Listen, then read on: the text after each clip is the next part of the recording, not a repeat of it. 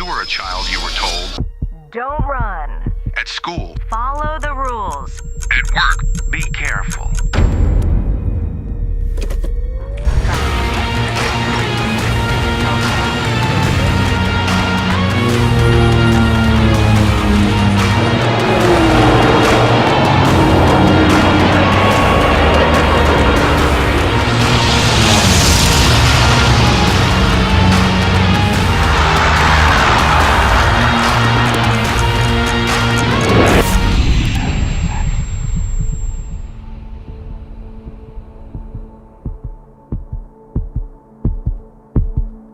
No restrictions, total immersion.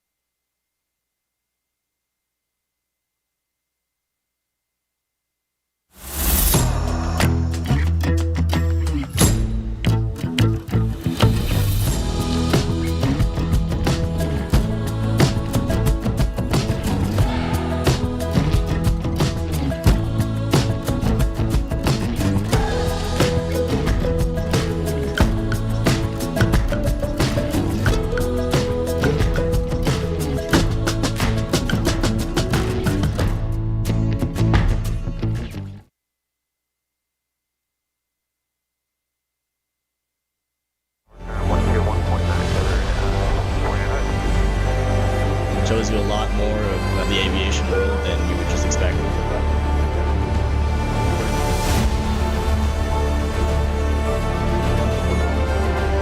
It's amazing.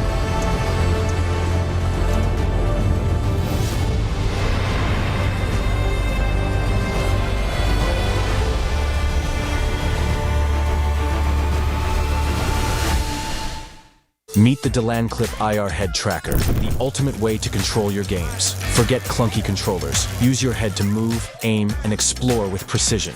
Boost your reaction time, stay focused, and dive deeper into the game world. Compatible with a wide range of PC games and easy to set up, Delan Clip delivers unmatched accuracy, working flawlessly in any lighting condition. Experience true immersion. Experience Delan Clip. Get yours today at delanclip.com.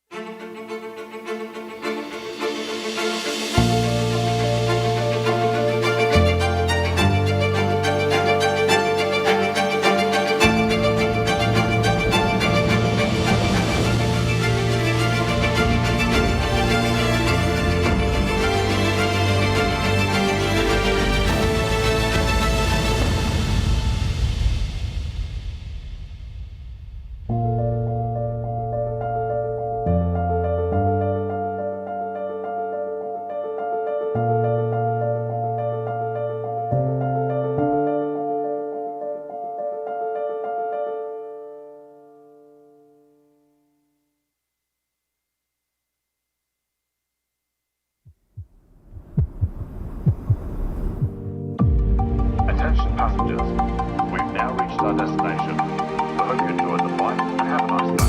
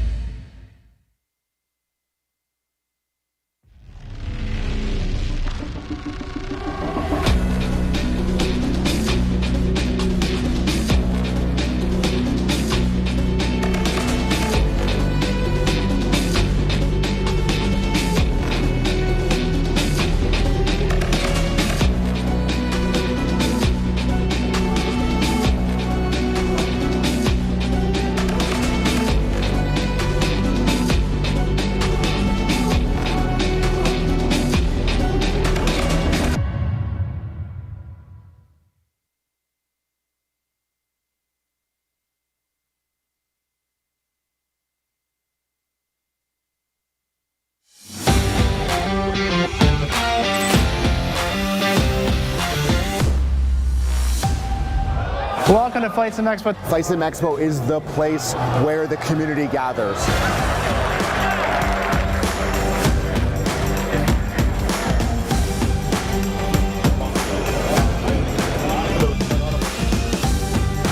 It is the place where you get your hands and your eyes on essentially everything Flight Sim. If you take the knowledge, the gear, the people, the party, we all come here to have a great time.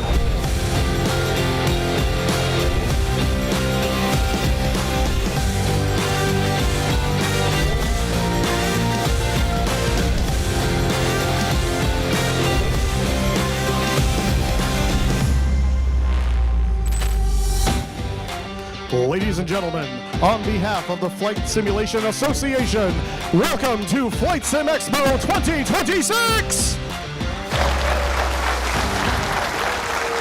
Hello. Hello, hello, and welcome. Here we are at the 7th annual Flight Sim Expo here in Minnesota. It is my honor and privilege and pleasure to be back up on this stage welcoming you to our show. For those of you who don't know me, I'm Evan. I'm one of the co-founders of Flight Sim Expo, one of the team who helps put on this event, and I'm here to welcome you to the show and share a little bit more about what you can expect here on the FS Expo Friday stage and here at Flight Sim Expo all weekend long. First of all, covering off a couple of the important points, restrooms are going to be located outside those doors that you came in. Hang a left as you go out the doors. Restrooms are right down there. No need to go back through security. You can stay on this level, use the restrooms as often as you like. We'll have a couple breaks going through the day here as well. Water stations located throughout the convention center. You're welcome to bring in your own bottles. Additionally, we do have the concession stand available in the exhibit hall today, Sunday, and Saturday. Or did I do it in that order? I don't know. Thank you. I appreciate that. Yes, those will be available. Breakfast, lunch, dinner, even alcoholic beverages, fancy coffees. You can get all that stuff. Really reasonable pricing. Details on our website, flightsimexpo.com/menu. Finally, emergency exits out those doors behind you, out those doors to your left. All right, let's talk about what is happening here at Flight Sim Expo 2026 in Minnesota. We are on the FS Expo Friday room. Well, you're in the room, I'm on the stage, and we are here to hear 17 live presentations and a bunch of video reveals as the day goes on. Starting at 4:30, the exhibit hall opens. That is for the first time in Flight Sim Expo history we have exhibit hall on Friday. Super excited to see what you all think of what's been going on. Anyone have some previews? You already had a little bit of a glance in the exhibit hall? Not really? Okay, good. So you'll all be surprised. I'll be surprised too, because I basically haven't seen it all day today. However, it is a preview because it's the first time we've had the exhibit hall open on Friday. Just be aware that you may see some developers putting some finishing touches on things before we open back up on Saturday. And anyone here going to the Flight Sim Expo banquet tonight? Any FSA captains in the room? Nice. Thank you for your support. Appreciate that. We'll be hanging out with you tonight with trivia, prizes, and all that. Double check the attendee portal for details. That's going to start at 7 o'clock. Saturday, Sunday, everything's going to happen downstairs in the exhibit hall. We have our seminars, our workshops, and of course, all the different exhibitors there to meet you. That's 9 a.m. to 6 p.m. on Saturday. Attendee dinner for those who've signed up at 6:30.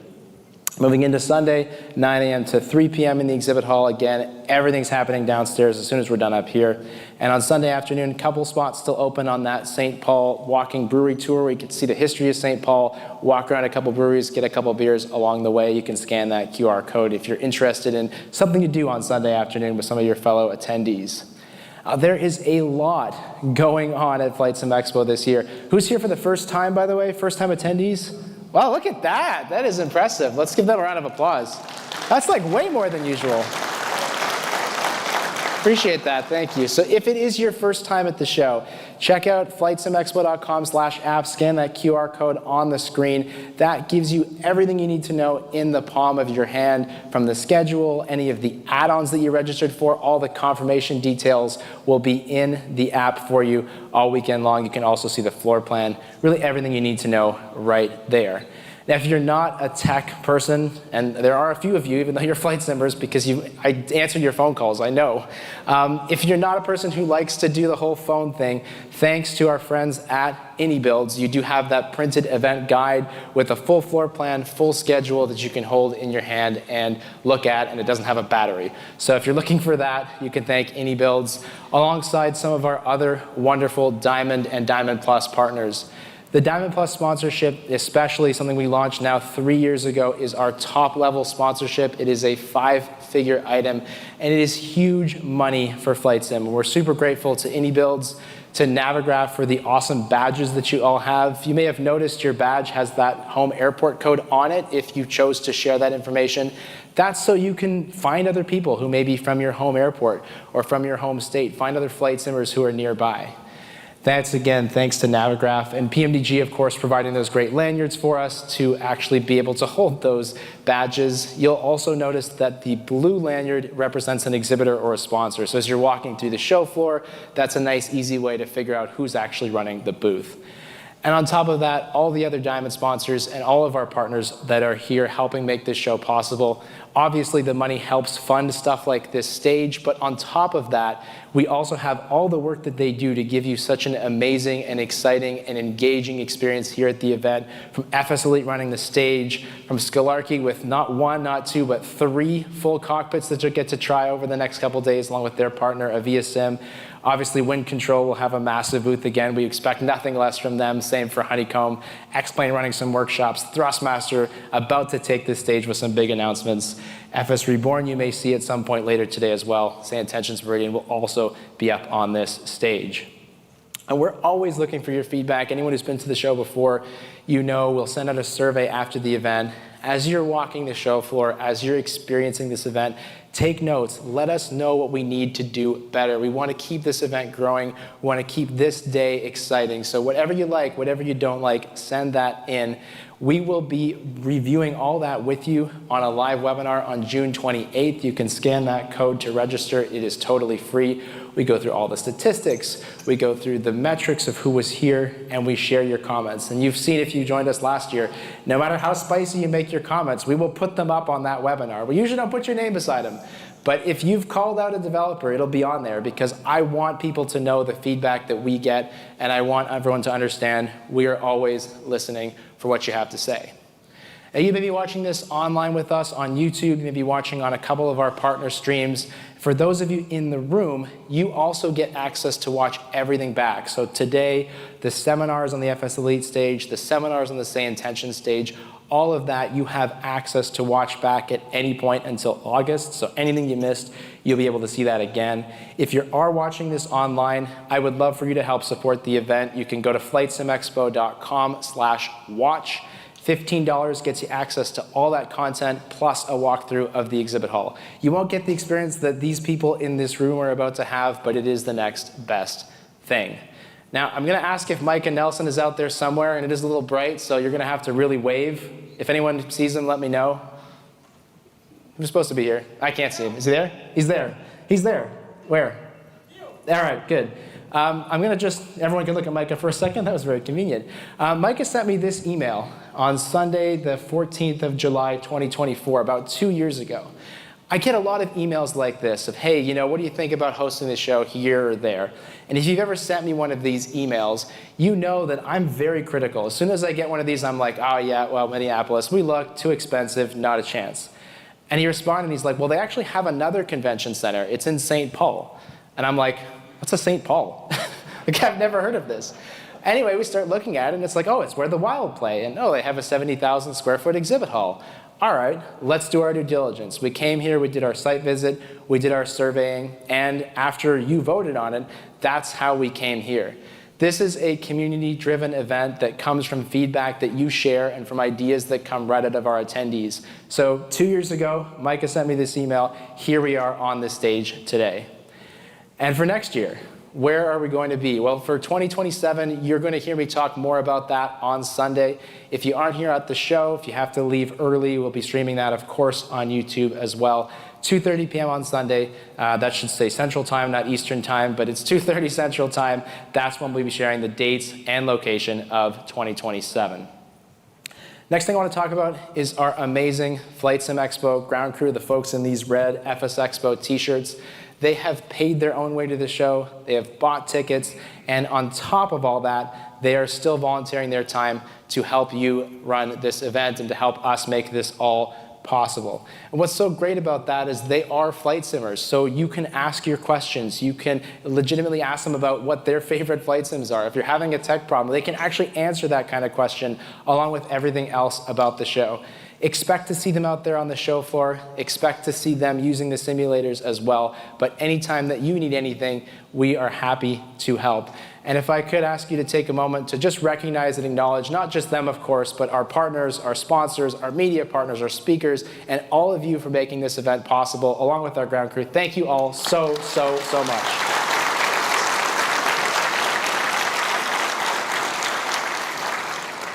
It's been an interesting year for us here at Flight Sim Expo. It feels like something always happens. That's, I guess, the way it goes with these live events. But you think back to what happened in Minneapolis in January, and you think about fuel prices, where they are right now with some of the conflicts going around the world. And you think about the World Cup, which even before all that stuff had airfares so much higher than they would have been this time last year. And you fought through all of that to be here in this room and having this experience that nobody else in the world gets to have. So while you're here experiencing these moments and sharing this weekend with your friends, I want you to do a couple things for me. These are things that really help us keep growing the show as we move into the future. Number one, talk to your neighbors, talk to your fellow friends. Find somebody who's from your home airport or your home state or your home country, and find somebody who isn't. Find somebody who shares your passion about flight sim. Find somebody who loves to fly the exact opposite. You fly airliners, they like GA. You like VR, they like head tracking. See what you can learn from them. The opportunities for us to be in person, especially with flight sim, how it is with this kind of solitary thing that we sometimes have. Being here, being in person is so much more important. Use these moments as much as you can. That's number one. Number two, There are about 45% of our exhibitors coming to this event from overseas. Now, who was here during San Diego Code event 2021? Who was here in 2021? Remember that event when we didn't have international developers? It was not the same. Those international developers have done a tremendous amount of work to bring all this hardware, to show you all this software. We even have about 10% of our attendees who are coming to us from overseas. So when you see somebody who has a badge type and their code on their first letter of their code is not a K, when they've come from outside of the country, if you would take that extra moment to make them feel welcome, to thank them for being part of this event, they don't have to come here, but they've chosen to do that for us. And if you can help them just feel that much more welcome, that will help a lot. And number 3, lastly, but probably most importantly, the developers, not just from overseas, but from anywhere, they are here for you. They have a choice.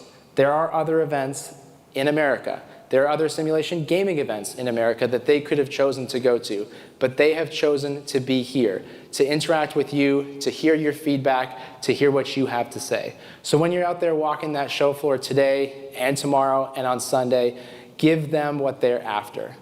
The best stories that I hear from exhibitors when we do our debriefs, they go like this. Someone sat down, they started using my sim, and in the first 30 seconds, I had 5 things that I saw that I had to change. Now I have 6 months worth of development, and it's going to make my product better. That happens at this show. That happens because of you. Engage with our exhibitors, talk with every one of them, even the ones in the back corner, and do everything you can to make them feel welcome, because if they tell me that, I give them a sign-up form for next year, and they usually come back. This is FS Expo Friday. I appreciate all of you so much for being part of this experience. We will have 17 developers taking this stage after me. Video reveals along the way. We've made today a little bit shorter. Most of these presentations are 5 minutes and 10 minutes. It's going to go quick. I'm excited to see what they have to say. I'm excited to see what you think. I'll be following along in the chat as I run everything backstage. I'm super excited to kick this off. So let's kick off the biggest stage in Flight Sim, and let's take a look at this.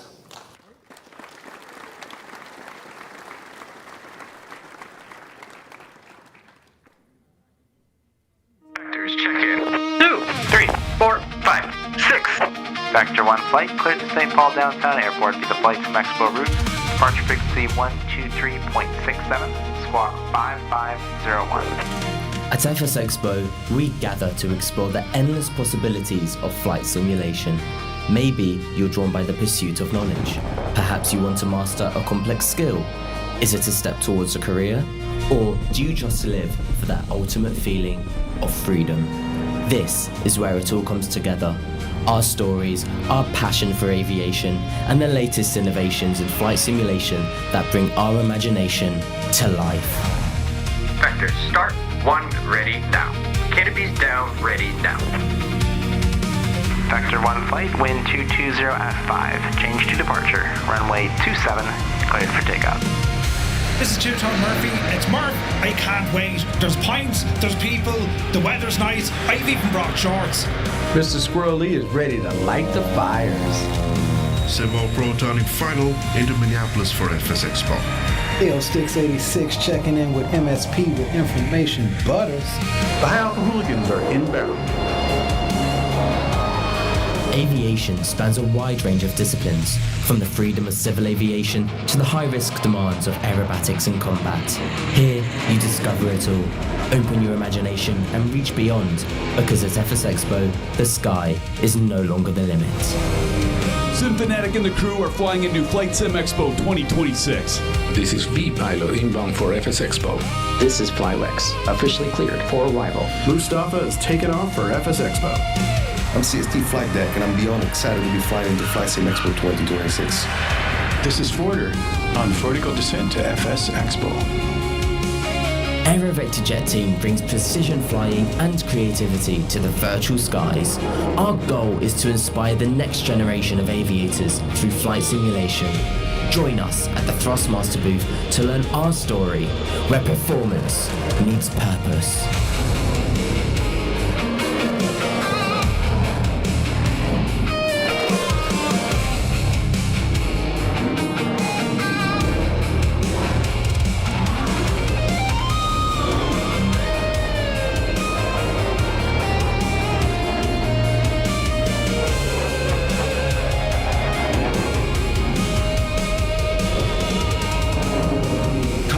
experience the legacy of combat aviation in the Grinnelli Designs Combat Arena.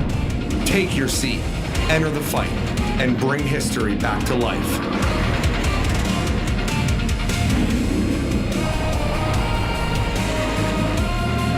Low, fast, and bring in the noise. Astro Jet Team. Catch our good side. Nick Flex is ready to kick the tires and light the fires. It's Flight Sim Expo time. Here, innovation sparks imagination, friendships take flight, and every journey finds its wings. Whether you're on your first day check or pushing the envelope to its limits, this is where the virtual skies ignite real-world friendship. Your adventure starts now. On behalf of Flight Simulation Association, AeroVector welcomes you to FS Expo Friday.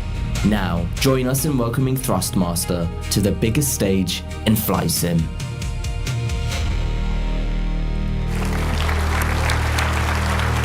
Thank you, AeroVector. Thank you, everybody here. I've always wanted to walk on stage to a round of applause with Thrustmaster written behind me on the wall. Same as when I go to Starbucks and get Thrustmaster written across my forehead, I get some weird looks. It's true, but everybody in this room knows what Thrustmaster is. Caramel macchiato for the Thrustmaster. But everybody here in this room knows what Thrustmaster is. Thrustmaster has been around for a long time. We're first in flight, and there's a lot of definitions of that. Actually, by a round of applause here, who here's first joystick was a Thrustmaster? Very common. We are first in joysticks. We've been around since 1990. The very first joystick with Thrustmaster written on the side was 1990. We're also first in learning. Many of you started with Thrustmaster. Many of you have grown with Thrustmaster, as does a large part of the community. And our products are designed for learning, they're designed for growing, and they're also designed for value. We are first in value. We have the best tech specs to price ratio on the market. And we're also first in variety. We sell for PlayStation, we sell for Xbox, we sell for PC. We also sell for Space Sim, we sell for Combat Sim, and we sell for Civilian Flight Sim. And that's why we're here today. We're going to expand our civilian lineup today. We're going to show that off to you guys. We're first in licensing as well. Not only game licensing, we've licensed Top Gun in the past, Ace Combat, Microsoft Flight Simulator, but also real-world aviation licenses. US Air Force, US Navy, and of course the big ones that many of you know. We have the official Airbus license, we have the official Boeing license. And with those two products or product categories, product licenses, we've built our TCA lineup. And the TCA lineup has sold to date almost 500,000 units. Many of you have those in your cockpits at home. And but the one thing that we've, of course, limited ourselves up to now is with our TCA lineup, we are licensed for the commercial pilot experience. But TCA is so much more than that. So today we reveal the newest addition to the TCA lineup and another first for Thrustmaster for capturing that small aircraft experience. The Thrustmaster TCA Sky Yoke. It's our first push-pull yoke, and it will give small aircraft lovers the full general aviation control experience. A couple of features to highlight. Hall effect push-pull technology. So I mentioned it's push-pull, it's Hall effect push-pull. So perfect in precision, perfect in durability. Pitch travel of 3.5 inches and a roll both ways of 180 degrees. 7 axes of motion, 24 buttons, 2 analog triggers, basically an all-in-one control unit for what you need to do with your hands. And then of course also, because it's an all-in-one control unit, trim wheel and throttle control are built in for one all-in gameplay experience. So this is it, the TCA Sky Yoke, Thrustmaster's first general aviation yoke. It's, again, zero contact, push-pull technology, all-in-one tactile controls. And you can see the PS5 licensed version there. And we also have, of course, the Xbox license as well. So whatever you play, however you play it, for general aviation, the TCA Sky Yoke can be yours. So the number one question, of course, when and how much? Well, the first users will be able to get the TCA SkyYoke in hand for under $200 before the end of September.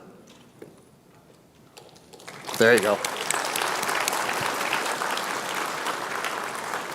So we're going to have the TCA SkyYoke in our booth today and tomorrow and the next day. And one of the cool things that we'll be able to do with it, both you guys will be able to do it at home, but also you can try it out in our booth. You'll be able to connect two yokes to be able to have a pilot, co-pilot, or a student pilot, flight instructor type experience, and really be able to share that experience, to be able to elevate that experience, to be able to learn, to be able to train, and be able to fly in-home with a co-pilot. You can try it out in our booth, and that co-pilot experience, that dual control experience, will be working on both PC and both consoles, and Android tablet, actually. So while we're here and while we're talking about the booth, we do have a lot of different new 2026 additions. There's a little bit of a teaser of one of them on this slide. We talked about the TCA SkyYoke. You can see that there's also a quadrant coming. We won't talk too much about that here, but we'll talk about it a little bit more. We'll be on the FS Elite stage as well a little bit later in the show. We'll of course be in the booth showing off all these new products. You can or you can try those out yourself. You can see them yourselves. But I do have one more for you guys if you want to see it. So we have controllers that help you start with aviation, and of course we go up toward the more pro level. We have our Warthog, we have our Solar, and we have our Ava bases, which allow for a full ecosystem of joysticks. And what we're announcing today is we are announcing an officially licensed Airbus add-on grip compatible with all of those bases. It's an iconic, it's a one-to-one scale replica. Of course, when we do licensing right. And it has two different configurations. So you can fly with your A300 model, or you can easily configure and swap out an A400M module as well.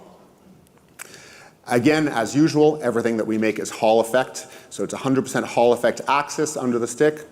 And it will work on PC based on the base that you have on the Solar base, the Ava base, or the Warthog bases. So if you already have one of those bases, you can get one of the Airbus add-on grips as well. The usual question, the when and the how much.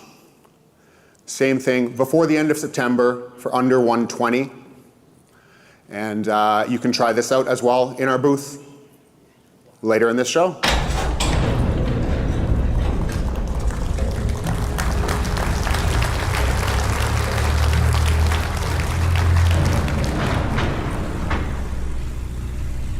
You have the controls. Booth 721. Come by, hang out, see us, see everything else we have to offer. Those are the two new, most exciting SKUs that we have that are going to be important to all of you guys in this room, but we have a whole lot more. There's 3 new products to show off at the show later on, and come by, check them out, talk with us, hang out with us, fly with us. Thanks, everyone.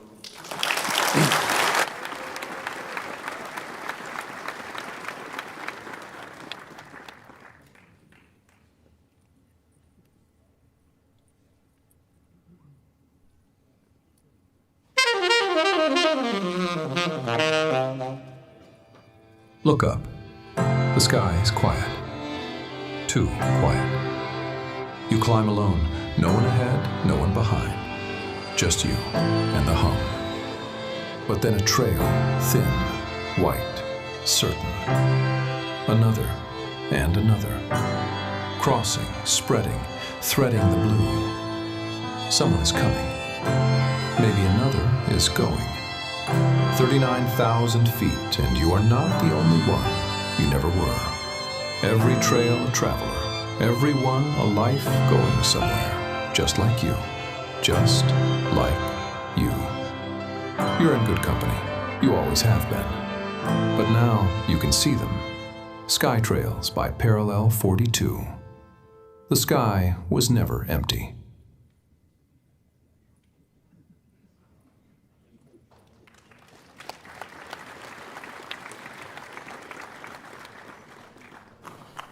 How are you guys? This is great, right?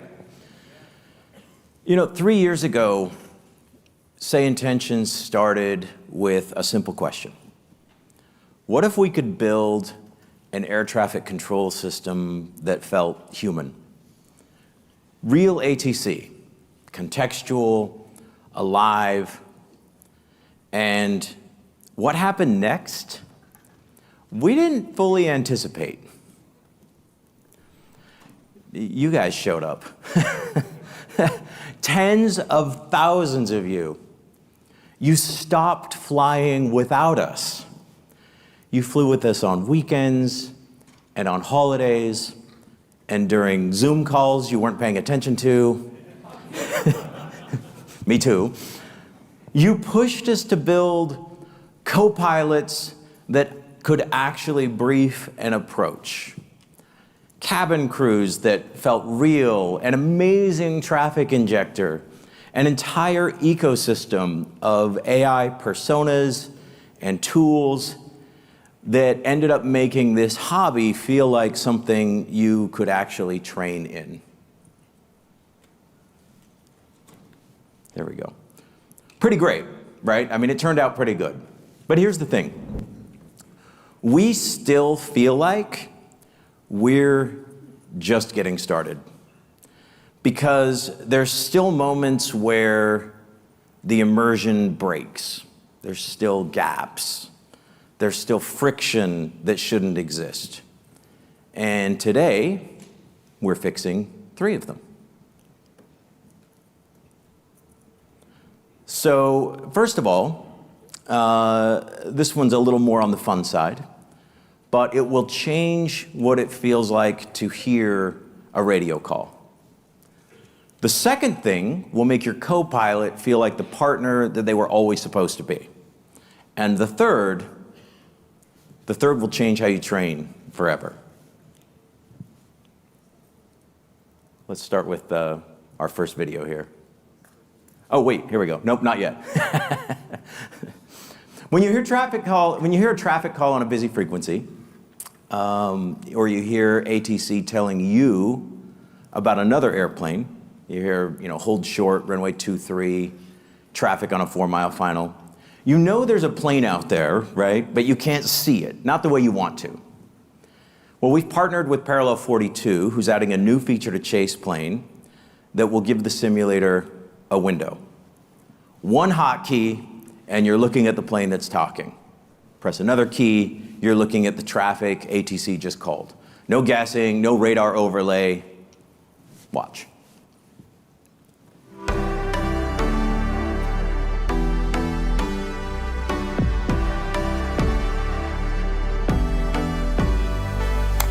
Air Canada 521 ready to taxi.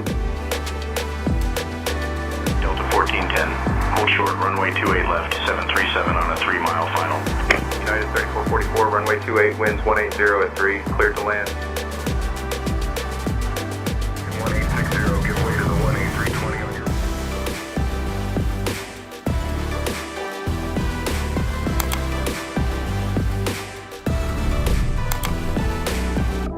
Skywest 5212, cross runway 19 right. 16, runway 28 left taxi via Mike 3, Mike 1, Alpha Lima, hold short of runway 1 right. What do you guys think? Yeah, we're pretty excited about it too. Edson, are you back there? Edson, yeah? Edson from Parallel 42, everybody. I wanted to tell you in front of all these people how much we enjoyed working with your team building this. Thank you. Thank you. Yeah, so we built something really cool, in-house, internal. We spend a lot of time in the sim, and we don't often get the luxury of doing complete flights, right? Because we're just working in there with utilities and tools. And we found ourselves just watching traffic. Next thing you know, we ended up building a feature to watch traffic. And next thing you know, we ended up wanting more. So we reached out to our friends at SayIntentions, because the missing piece really was that audio, right? Like listening to what you were watching. Yeah. And we pulled together a little group session. Once their team got a hold of what we had built, the ideas just flowed naturally, and it evolved and it evolved, and everyone was excited. And next thing you know, you end up with this spotting feature, which essentially turns your sim into like an airliner's live type of session. You can hear the ATC talk to somebody, and if there's direct line of sight from wherever you're spotting in the world, that camera will automatically move to that. So it's really, We're pretty really excited cool about stuff. this. Yeah, we had a really, really good time building this together. I don't know if we spent more time giggling or more time working, but we did it. Thank you. Yeah, thank you. We hope you guys enjoy that feature, and we hope you enjoyed the SkyTrails as well. Thanks for having us up here. Thanks, buddy. Yeah. So the next one, you can see the slide up on the screen already here. But the idea behind the next one was that, you know, when ATC clears you for an approach in the real world, your first officer has that plate before you even finish the readback, right? They're working with you.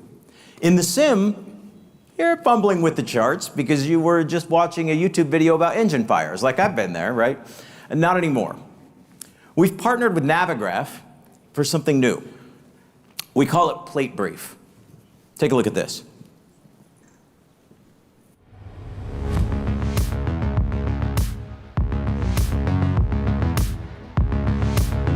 Amanda, please pull up our departure chart. Sure, Captain. On screen now.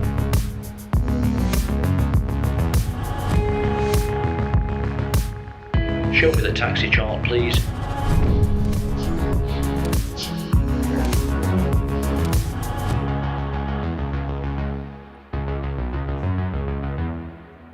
Delta 247, holding short at Alpha, ready for departure.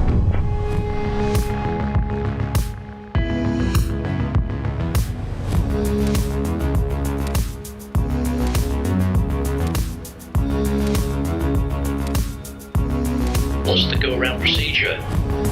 Climb to 800, then climbing left turn to 3000, direct Virginia Key VOR/DME and hold. What do you guys think? Yeah.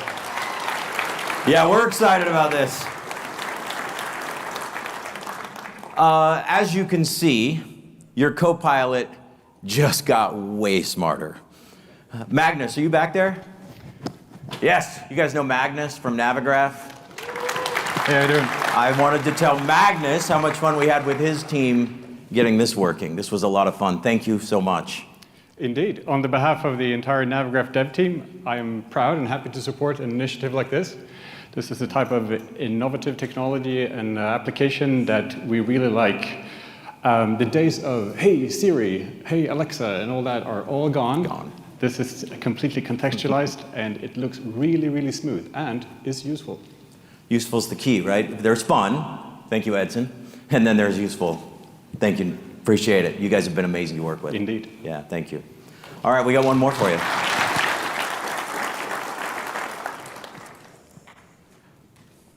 The third thing. You know that feeling. You're 3 hours in. Approach is dialed in. 300 overcast, half-mile final, locked in. Dog trips over the cable. Wife says it's time for dinner. That might be worse. You got to do the approach again, right? We're all here to learn.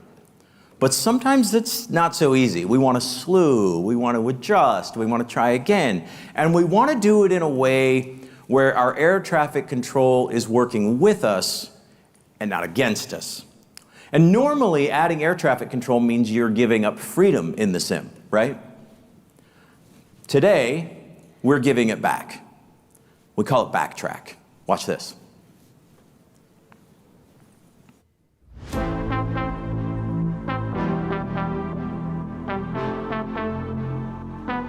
Ever mess up an approach and wish you could try again? With Backtrack, you can. Select any point on your flight path and rewind.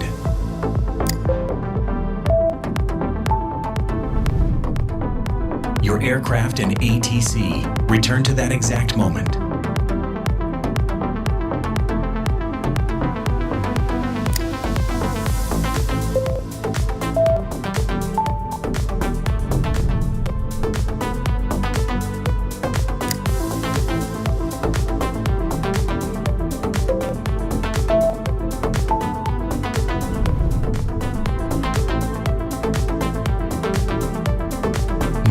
starting your flight. Just try again. Yeah. The big thing is that every approach, every phase of flight, do it as many times as you need, but the ATC goes back with it. It all snapshots back to that same moment in time. Guys, this is what air traffic control is supposed to feel like when you're in a simulator.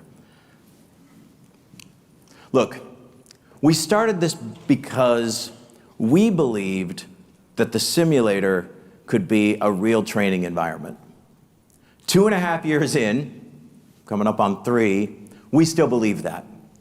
With chase plane spotting, the frequency comes alive. With chart brief, your co-pilot is finally a real partner. And with backtrack, you can practice those hard moments as many times as you need. We skipped a video at the beginning that I'd like to show again. Can we show it again? The one we skipped at the very beginning? Let's fire that up because I want to show you just how far we've come in the 2.5 years we've been here. Let's start that one up. The skies once felt empty.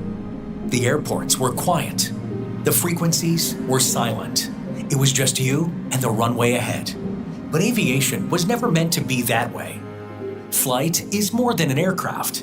It's the voices, the decisions. Today, the skies are alive. Traffic fills the airspace. Pilots and controllers communicate. VFR flights explore the world below. Helicopters answer the call. Operations continue day and night across thousands of airports, 24/7 worldwide. Only runways 28 left and 28 right available. We've come a long way, and we're just getting started. Welcome to a living world. SayIntentions.AI. Runway 28 left, taxi via Bravo 4 Alpha, Foxtrot, United 608. 3 Alpha Zulu, on departure, maintain VFR at or below 2,500. Departure on 127.4. Skyhawk 3 Alpha Zulu, runway 22, right traffic approved, report midfield downwind. We have reports of a mountain biker down on the Elfin Lake Trail, Garibaldi Provincial Park. Coordinates are latitude 49.9 wildfire reported in dense chaparral of the Bear Divide sector, Angeles National Forest.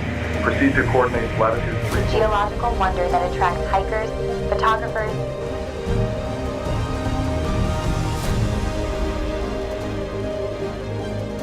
Ground to flight deck, inserting bypass pin. Ensure parking. APU start. Waiting for APU bleed available. All right, here's the departure briefing. We're departing from San Francisco. You reported severe chop at flight level 360. Just give me a heads up if you need to move. Belt sign has been turned on. Please return to your seats and fasten your seatbelts.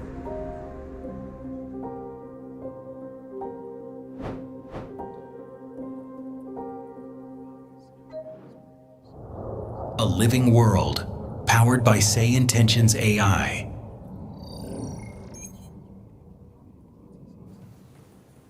Pretty great, right? Yeah. We've come a long way. Look, this is how you train. This is how you learn. This is the kind of stuff that makes flight simming so much fun. And we're super proud that we can be part of that. Spotter will be available before the end of the month. Plate Brief and Backtrack are actually available as of now to our partner supporters. You're welcome. Very excited about that. And they'll be available to all of our subscribers here in just a couple weeks. But anybody can become one of our partner supporters. And with that, for those who haven't met them, I thought it might be fun to quickly leave you with a video introducing you to some of our new cabin crew members. Here it is, and thanks, you guys.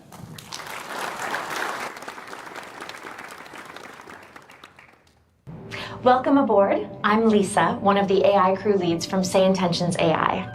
Your cabin doesn't have to feel empty anymore. We'll make the boarding, safety, service, and arrival announcements on your next flight. Whether you fly real-world airlines, virtual airlines, business jets, or charter flights, we're here for you. Most of us take our jobs very seriously. But a few of us are just sick of being here.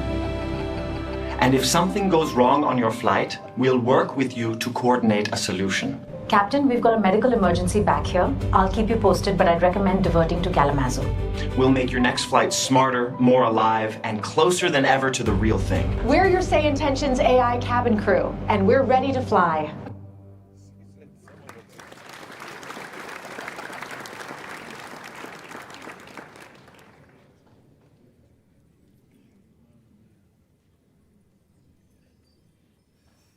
Introducing the iniBuilds A380 airliner.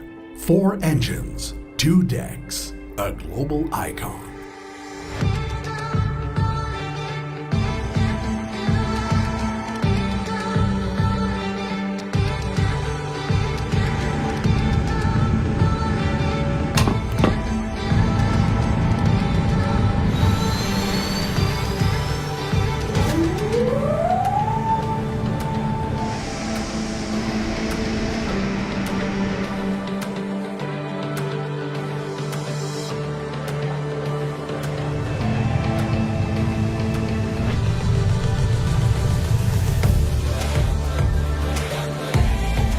Ladies and gentlemen, welcome aboard. السيدات والسادة، نرحب بكم على ميريديان.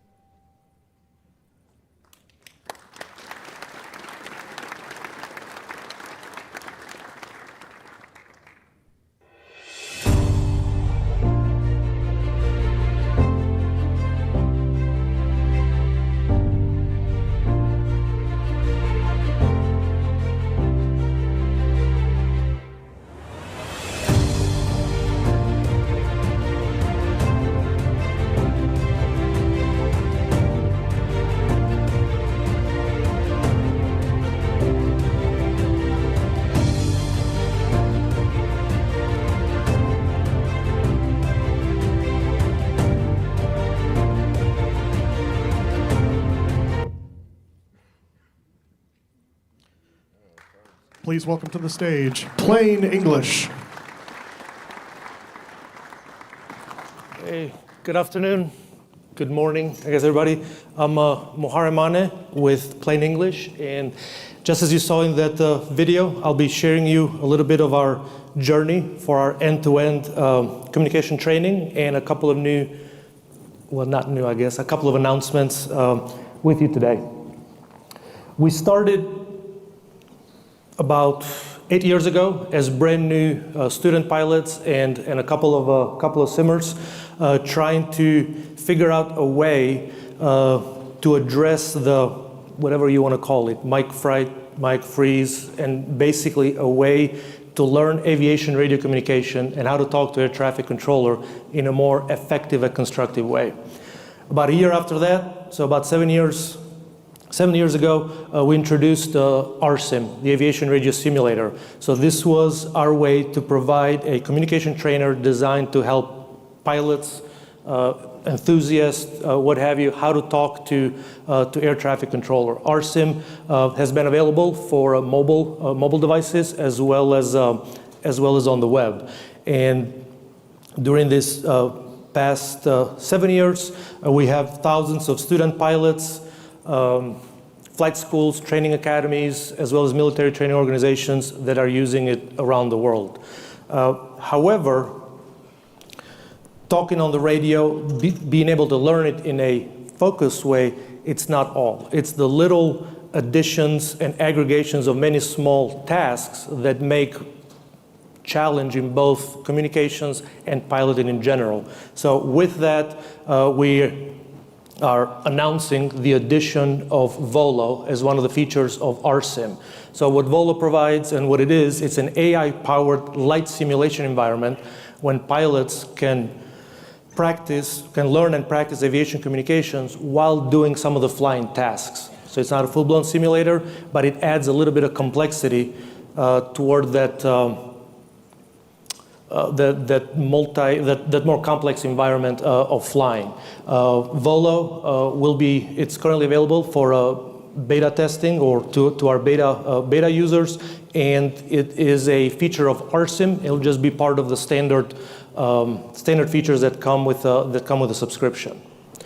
Now, as some of you or many of you know, having learned what to say on the radio, how to say it, it's not the same as actually doing it, whether you're doing it on aircraft or in a simulator, when you're dealing with all the other things that you have to do while flying. So it was because of that, then we took this even further, and I'm super excited to announce today that we're introducing RSIM Link, which brings that AI ATC simulated environment of VOLO with the feedback and assessment capabilities of RSIM itself inside the simulator. And what that does is it's our way of providing a better training experience, a more realistic training experience, and a more effective training experience, both on the communication side and flying in general. Our approach and what sets us aside in this is that we're bringing not just an ATC or an AI conversation to the flying experience, but actually standardization, procedural accuracy, workload management, the real world timing pressure, and most importantly, feedback, assessment, and evaluation of your performance to close that learning loop that helps in overall training and building your skills. So in the next couple of days, feel free to stop by at booth 605, and happy to answer any questions. Anybody wearing this shirt? We got a lot of our team here today. I don't know where they are because I can't see them, but Saif, Miguel, there you go, Kevin, Tim, John, Kate, and thank you for the opportunity, and hopefully I'll see many of you in the next couple of days.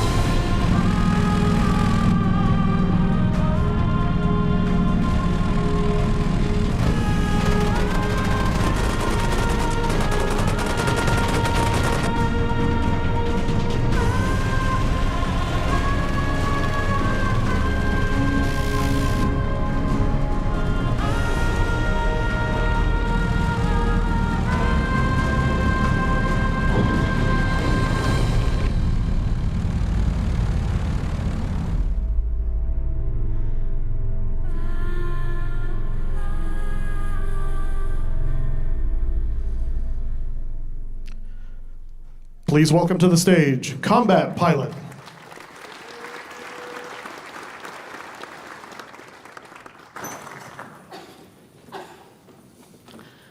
Hello, ladies and gentlemen. Welcome to the Pacific Theater of World War II. My name is Carlos. I'm the technical director at the Combat Pilot team. And we are a new, hardcore, built-from-scratch flight simulator. We are an entirely Western-based team using Western tech. And we have chosen this very particular theater because nobody has really done it in over 20 years as a dedicated combat flight simulator. There are many unique challenges to working on the Pacific, and it makes this project particularly difficult to make. Most of these challenges come from the scarce availability of documentation and data, mostly around the Japanese aircraft. And there are many countless technical details that I'd like to share with you today. And we will, in fact, be available in booth 505 to show you, to play the game, and display our latest version of the game. But in this short presentation, I'd like to focus on one particular aspect, one of the key aspects that make Combat Pilot special. And that is our flight modeling engine. We have a proprietary physics engine, which is what powers the mathematics, the physics of the aircraft in flight. And it is special because it's multi-threaded. It means that all of your processor cores are used to do this math, so it's quick. It's deterministic, so different people will have exactly the same results. It's modular. We can make any kind of plane. We can model the bombs, as you can see, and airplanes and all sorts of things with it. But we actually use quite a few ways of combining empirical, analytical, experimental ways of calculating these airplanes, each one to their strength, to try to make the airplanes fly as realistic as possible. And of course, we use computational fluid dynamics. We have an engineering team highly specialized in this technology to try to calculate all our airplanes to the same standard of quality and realism. Finally, we also use real performance data and the testimonies of real warbird pilots to validate and improve our models. So the idea behind this technology is to be able to harness all the state-of-the-art tech, to be able to model some of these aircraft that have been lost through time, that we don't really know how they flew, but we will figure out how they flew. And hopefully we will have a great result. And you can try it out on booth 505. And now I'll pass it on to Fritz. Thanks, Carlos.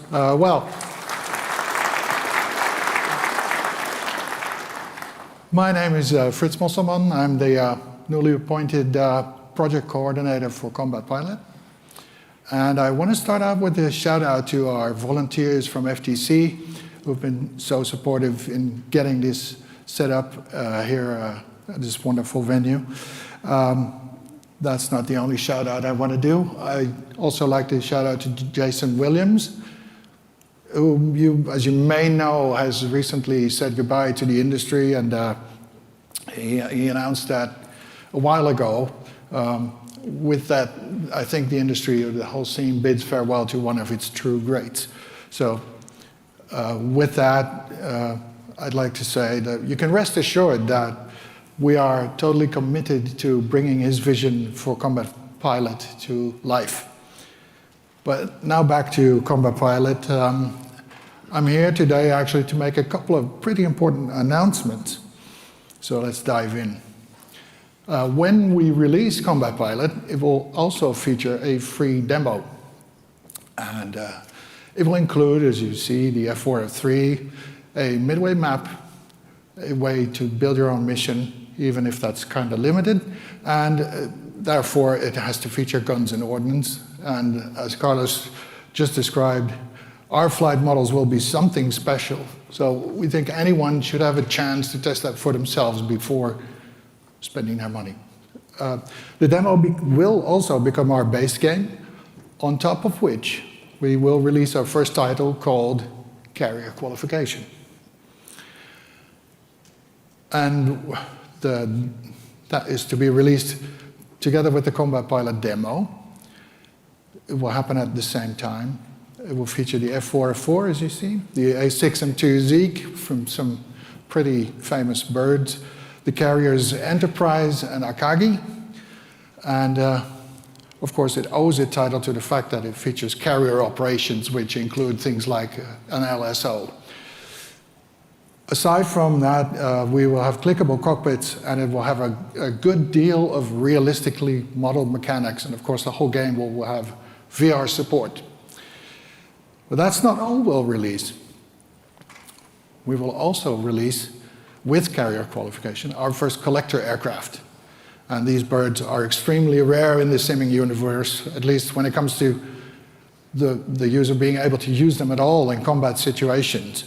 Our B-17 will start life with the flight deck fully modeled, and it's our intention to, over time, model all of the positions for it. And as for the A6M2N, the roof, we've implemented water landings already. That happened quite recently. And that means we're ready for more seaplanes and flying boats to be implemented in the future. Now then, after carrier qualification as a first release, we intend to expand to the Pacific theater in steps. So carrier qualification itself is set around midway. We will follow it up with a next module called Wake Island. And after that, we could move on to the Solomons or to the Coral Sea. Eventually, we'll add more, which could be any theater of World War II, such to be decided later, I guess. But with our way of making our flight models, we can go anywhere for anything. We will release the free base game, as well as carrier qualification, plus the collector planes, all at the same time, early in 2027. And I know that earlier announcements mentioned 2026 as a moment for that. However, we have decided that we cannot postpone the development of multiplayer any longer, which was originally intended to be added much later. But that would immensely complicate the technical implementation. And the longer we wait, the worse that gets. So proper multiplayer will be part of a later update, for which the development time will be reduced significantly as a result of us doing the groundwork now. Carrier qualification will offer way more in return as well, because the modeling of ballistics, damage models, guns, and ordnance will be integrated in the initial release, which is a bonus compared to the initial plan. In short, it might be a bit later than you expected, but you get way more bang for your buck in return, and a shorter route to a second module. So you can join the pilot community, combat pilot community, in a number of ways, which includes becoming a Patreon.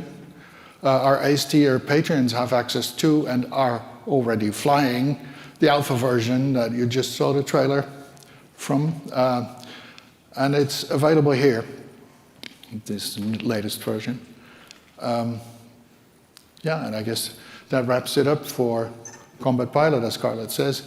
Carlos said, come visit us at booth 505, get your hands on some Pacific action, and tell us what you think. And we're quite sure you'll find it pretty realistic. And I guess that's it from us. Thank you very much.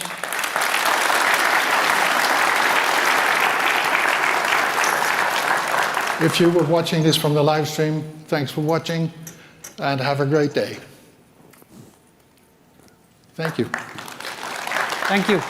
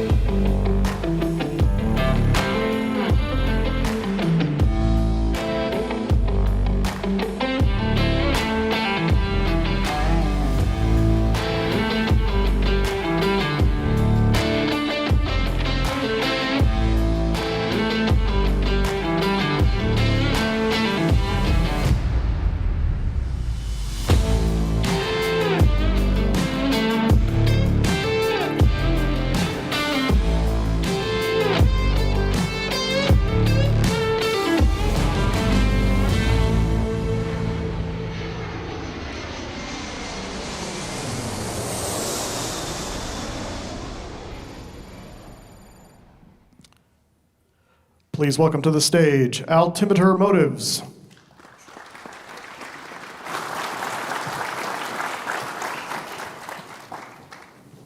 All right. Good afternoon. I'm Ron Sartori. I'm the founder and owner of Altimeter Motives. And like many businesses, I started out as an enthusiast and couldn't find the products I wanted, so I decided to make it myself. I made my first full-size Cessna 172 panel. When others saw it, they wanted one too. Although retired, soon I was making more and started business again. Since 2019, I've sold over 1,000 GA instrument panels, and these panels have working knobs and buttons that, when attached to a full-screen monitor, provides a highly realistic and affordable home setup. But all of our full-size panels had a problem.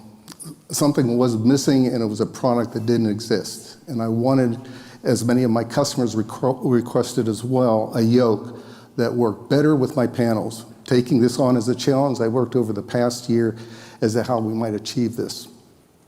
To explain the concept and desirability, I want to introduce my friend, retired airline and fighter pilot and simulation YouTuber, Russ Barlow, to explain how we got here. Russ? That's a 50-year-old picture of me when I was a young fighter pilot flying the F-4 Phantom. I still can't believe that they let me fly that thing around when I wasn't old enough to rent a car. Well, if you watch my YouTube videos, you probably know that as a retired pilot, I'm always seeking the most realistic flight simulation experience possible. For me, mixed reality is the best way to do that. By mixed reality, I mean blending a real hands-on sim cockpit with a virtual world using high-quality color pass-through video. Using Air Manager also lets me create custom touch-controlled panels on monitors to interact with the simulator. My latest idea was to use a large screen TV with a IR touch frame to display a full-scale instrument panel. This panel appears naturally in the pass-through view, allowing physical interaction, combining the best of both the real and the virtual worlds. It's an economical and incredibly flexible approach to simulation and training. Realistic hands-on input with the ability to switch between aircraft types instantly. The only missing piece was a proper yoke that could be positioned at a realistic height and distance in front of this large panel. And this challenge isn't unique to my setup, it's a problem for many simmers. As home cockpit builders, most of us use affordable flat-screen monitors to create dedicated instrument panels. Some use touchscreen monitors, while others prefer monitors with physical overlays, with bezels and knobs, like Ron's excellent panels. The challenge we all face, however, is where do we put the monitor in relation to the yoke? I found that getting the panel height, distance, and yoke position just right makes a surprising difference in both the comfort and immersion. The most obvious option is to place the monitor directly on top of the yoke. While this keeps everything compact, it usually positions the panel too high, blocking a realistic view over the nose. The yoke handle often ends up sitting much too low relative to the instruments. A second common approach is to place the monitor on the desk surface beyond the yoke. This brings the height down to a more natural level, but the yoke itself can partially block your view and access to the lower sections of the panel. With most yokes, the panel's too far away to easily reach switches or make touch inputs. I mentioned this problem to Ron, and he told me that many of his customers had the same complaint. They wanted a yoke that's positioned naturally in the correct height and distance from the panel. I even joked maybe we could create a custom monitor with a hole for the yoke shaft. I was surprised a short time later when Ron contacted me and said he thought he had found a solution. He showed me this. Ron designed a sleek, innovative yoke with an extremely compact footprint. It can sit directly on a desk, or it can be mounted to a desk's front edge. Best of all, the monitor panel setup's totally flexible. Whether using mixed reality or not, the yoke placement problems are finally solved. Ron, why don't you tell us how you came up with this design and walk us through how it works? Sure, Russ. Well, when we started out, we had a few main goals. First, it should be able to sit in front of the instrument panel at the proper height and distance from the panel. Second, it should include a full-size yoke with a pitch travel and rotation travel like other quality yokes. And finally, it should have a realistic feel, one appropriate for flat screen-based instrument panels like mine. Here's how it works. The yoke, with a very short shaft, sits on top of a movable pillar. That pillar transfers the yoke's pitch movement to a supporting trolley carriage underneath where the pitch measurements can be made. After many experiments, I implemented a sturdy trolley support similar to that used in high-speed roller coasters. We were recently awarded a utility patent for the yoke. I think we achieved our design goals, but Russ, you have flown with the actual prototype. What do you think? Well, I think it's great. I love the compact footprint and the clean design. Once you position it in front of your panel, the yoke just looks and feels right. The base stays completely out of sight below your field of view, and it makes things very realistic. You can easily look over and around the yoke. You can reach around for the switches and controls on the lower part of the panel, just like in the real aircraft. For me, it was instantly more immersive. Now, while the yoke sits flat on the desk using almost no space, the option is mounting it to the front edge is really the best way to go. This allows you to place the yoke handle to the perfect height and distance relative to your panel. I really was bummed when Ron asked me to send a prototype back, and I really like to have another one. So Ron, now what are you going to do with it? Before I say that, I'm going to post a video this afternoon, so if you want more information, you might check that out. But Ron, why don't you tell us your plans for this yoke and the vision for the future? Sure. Well, at this stage of my retirement life, I could use some help taking this concept further. I could use help in its further development, marketing, and manufacture. Should the sim community find this desirable, they can help by creating demand. I want to see this product made widely available, and I'm committed to make it happen. To achieve adoption, I'm willing to provide a very liberal license agreement with one or more quality partners who share my vision. No cash needed, no royalty charged, only requiring that a brochure of my products be included with every yoke sold.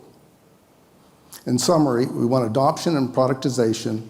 We hold a patent. We offer an extremely liberal, non-cash, royalty-free IP license with co-marketing required. If you're a manufacturer who wants to build this yoke, come talk to us at our booth. If you're a potential user who would like to use this yoke, tell us, or also let your favorite yoke manufacturer know. Please help us land this plane and bring this yoke to our sim community. Thank you for your time. Enjoy the show.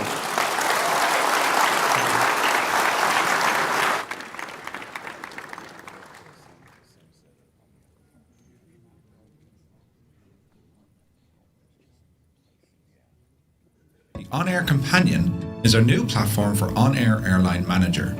With a brand new interface, improved performance, multilingual support, and now available in open beta for all players, it includes several new features. Let's take a look at two of them. The entire VATSIM calendar is now available directly in your charters. You select the event, the route is already set, fly with the network, and your airline gets paid for the flight. But flying is only part of the challenge. Aviation Quiz lets you test your aviation knowledge across 9 subjects and 3 difficulty levels. Answer correctly, earn XP and reputation for your company.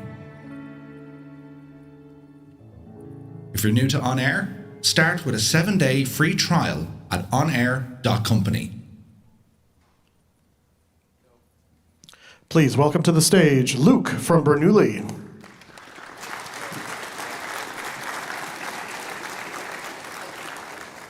Hi, Flight Sim Expo. I'm really excited to be back. Bernoulli is back at the Flight Sim Expo. It's really exciting. For anybody who hasn't seen Bernoulli before, Bernoulli is a flight intelligence, a virtual flight instructor. I'm a flight instructor, and my dream has always been to have students have more effective time on the simulator. That's the dream behind Bernoulli. So I have 4 things that I want to bring to your attention today, but if you're not able to join us in person, we have our Discord and my whole team is here. I just want to make sure that everyone is able to speak to me this week. If you're online and watching and have questions during the presentation or this week, this weekend, please message us and ask your questions. I love talking to students about their individual training needs. Every student's mission is different in their learning, so I just really like to make sure I understand that. There are 4 elements to what I want to show you today. First, flight training. Talk about how Bernoulli uses official flight training. Our Pro Pilot Guarantee, how we support real-world pilots in their attempt to pass a check ride. Flight educators. I know there are a lot of flight educators and simulator managers here, and I have something exciting to show them. And tech support. This is a new item that we're showing this weekend, and I want to present it to you here today. So let's go to the first, flight training. How Bernoulli deals with flight training is the same way a real flight instructor deals with flight training. We use specific standards and rules as an instructor in the cockpit. We create a positive and effective learning environment for students. I noticed most people who use simulators trying to learn something want to do things correctly. We want to do things the way it's done in the real world. We want to use correct standards. So we use PPL, CPL, and IFR training standards. So anybody who wants to learn in their simulator hops on and begins a curriculum just like we do in the real world. We want to learn how to do circuits. We want to learn how to do approaches. We want to learn how to do emergencies like engine failures and fires. Bernoulli handles that the same way a real flight instructor does, using correct standards. So we support a whole range of standards from Transport Canada, FAA, and EASA. We keep expanding this. Pro pilots, what we say pro pilots. Bernoulli Pro is a customizable, very succinct version of Bernoulli designed for people who are in pursuit of an actual pilot's license, a PPL, a CPL, or an IFR rating. So we have a guarantee. It's a pay once membership where we become your partner for the entire period of you trying to pass a check ride. You come and declare a check ride, a PPL, CPL, or IFR, and I love being a partner of these students in their pursuit of that license. It seems like everybody has unique challenges, and Bernoulli Pro is really about just standing behind you and becoming your partner in it. Ideally, we don't waste any money on the simulator. Ideally, we save lots of money on the simulator if we're in flight training. I believe, and we believe with Bernoulli, that the flight simulator is one of the most useful places to do learning. And so Bernoulli Pro is really about supporting that. So those are our 2 tiers of flight training. Flight educators, there's a lot of flight educators here. And managing simulators is challenging. Managing students is challenging. So Bernoulli has one feature that is an e-logbook. A logbook to manage individual simulator units and students. You have a whole room of students. It's important to keep track of them and be able to integrate their learning back into the classroom. That's what the Bernoulli educator feature is really all about, having a succinct logbook for each of your students. So you see we score students the same way real examiners do, so you can keep log of their score. Finally, my announcement in my last minute here is our tech support. We're releasing Bernoulli Mechanic. This is one of our most exciting features. Bernoulli Mechanic, I noticed that a lot of students waste time on their simulator with tech support items. It gets in the way of their actual learning. So Bernoulli Mechanic is an outside of the simulator application that scans the simulator environment, all the files, and understands what might be happening. You might be having some tech support issue, and we want to join a human into the loop. So Bernoulli bridges that gap, communicates to our team. Bernoulli is really about aviate, navigate, communicate, and learning really efficiently on the simulator. So please come join us, take a look at Bernoulli on our booth this weekend, and I look forward to seeing you all, or if you can't, join us on Discord. Thank you so much.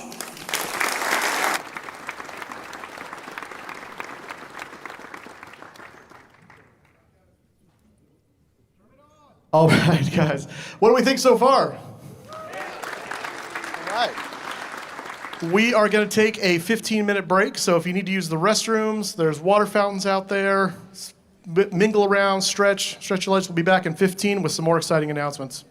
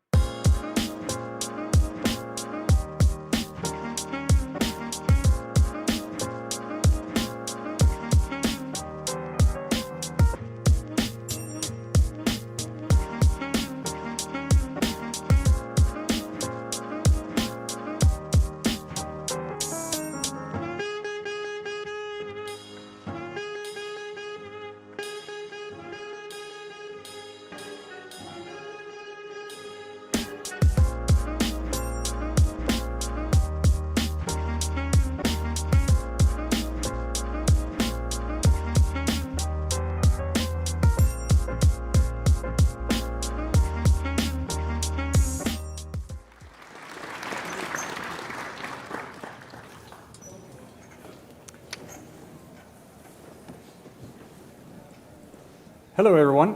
My name is Magnus Axholt. I'm the CEO of Navigraph. It's very nice to be here. Thank you, Phil and Evan, for inviting us.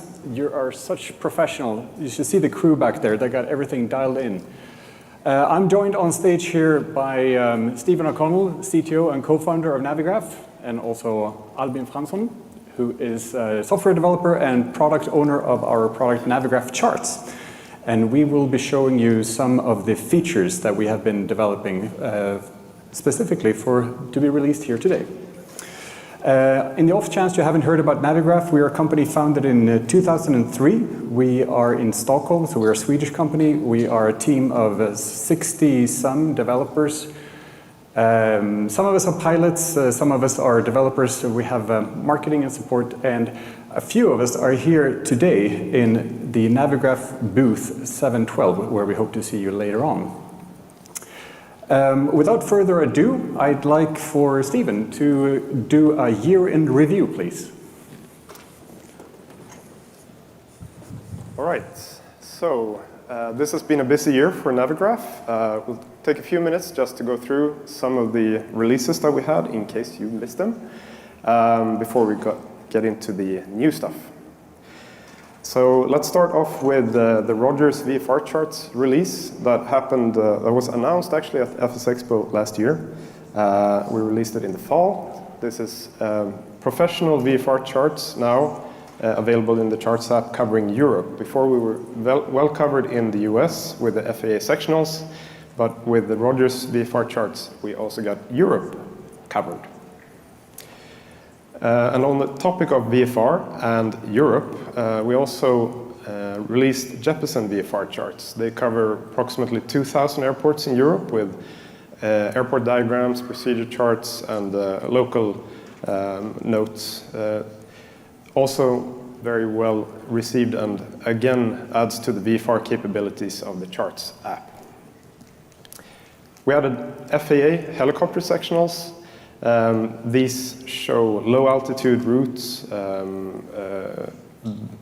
visual reporting points, and airspace depictions suitable for helicopters. Navigraph Academy, a release we did towards the end of last year. It's a free flight school with where you can learn, you can fly, and you can test your abilities in the simulator. It's both educational and fun at the same time. And just a couple of weeks ago, we launched the latest lesson in this course, which is called Instrument Approaches. If you haven't checked it out, go to academy.navigraph.com and try this. Scratch pads is something we also added to the app. It's a great way to prepare your flight. We have lots of templates you can fill in using your hand or your finger, stylus, or the keyboard. So you can fill in ATIS information, clearances, weather, performance data, etc. And you have that readily available when you're out flying. Approach Bundle is a group of features that we released just a couple of months ago with, for example, approach feathers and extended runway center lines, which makes approach planning easier. We also added the ruler feature there, a long-awaited thing. So that was launched, I think, a couple of months back. More recently, we announced this collaboration partnership with Flight Radar 24. So with this, we have now professional, real-world, high-quality live traffic data available for the flight simulation domain.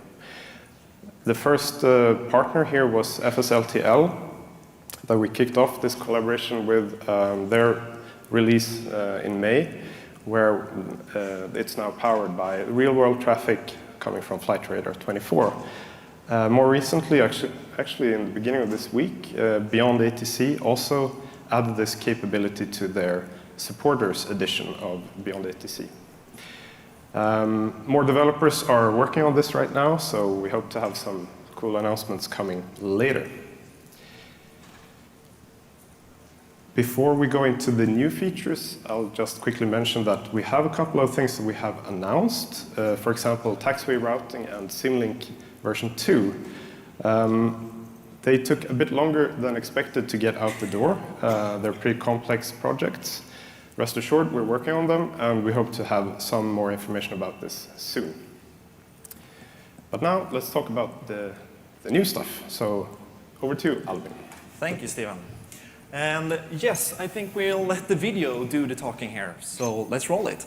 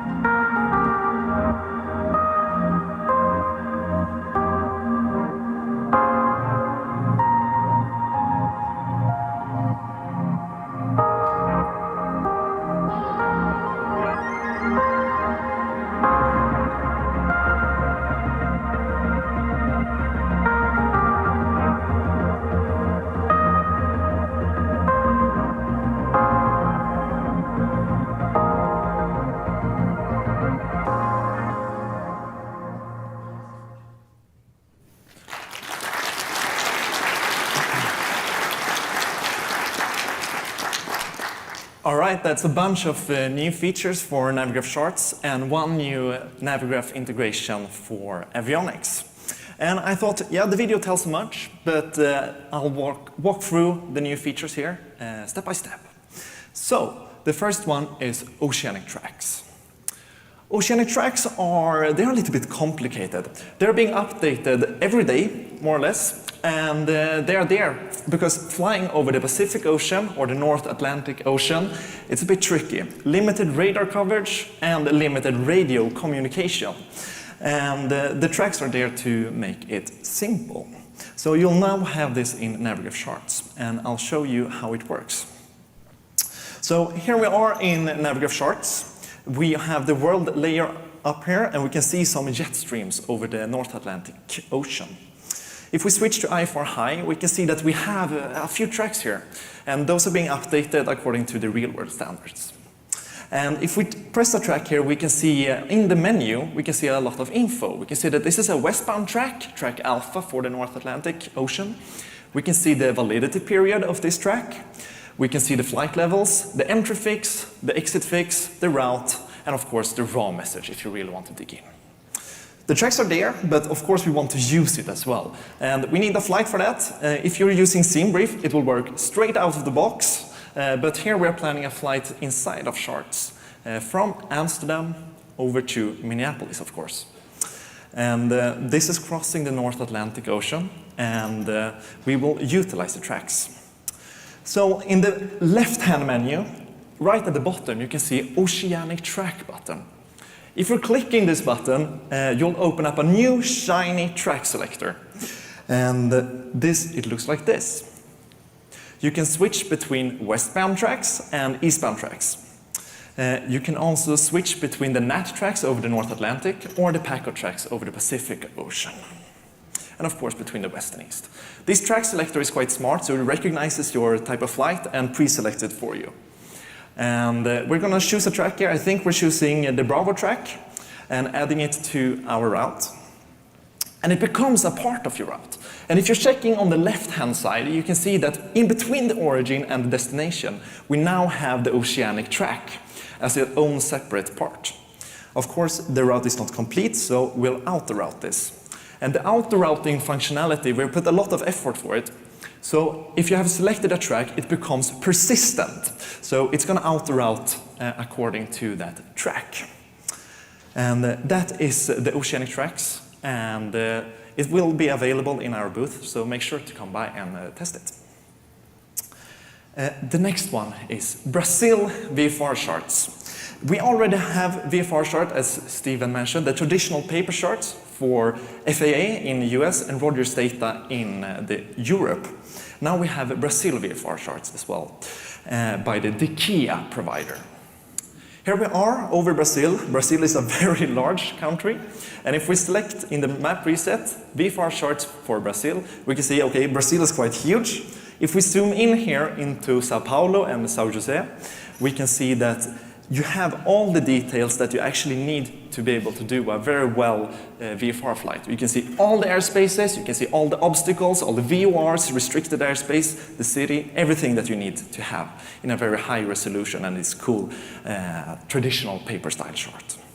If we go over north of Rio instead, we can see there's a terrainy area. And if we zoom in even further, we get a more detailed view of these charts with all the terrains showing, which is very handy for doing the VFR visual flight. And if we zoom out here, we can see that these charts are covering the whole Brazil, so it's a huge improvement here.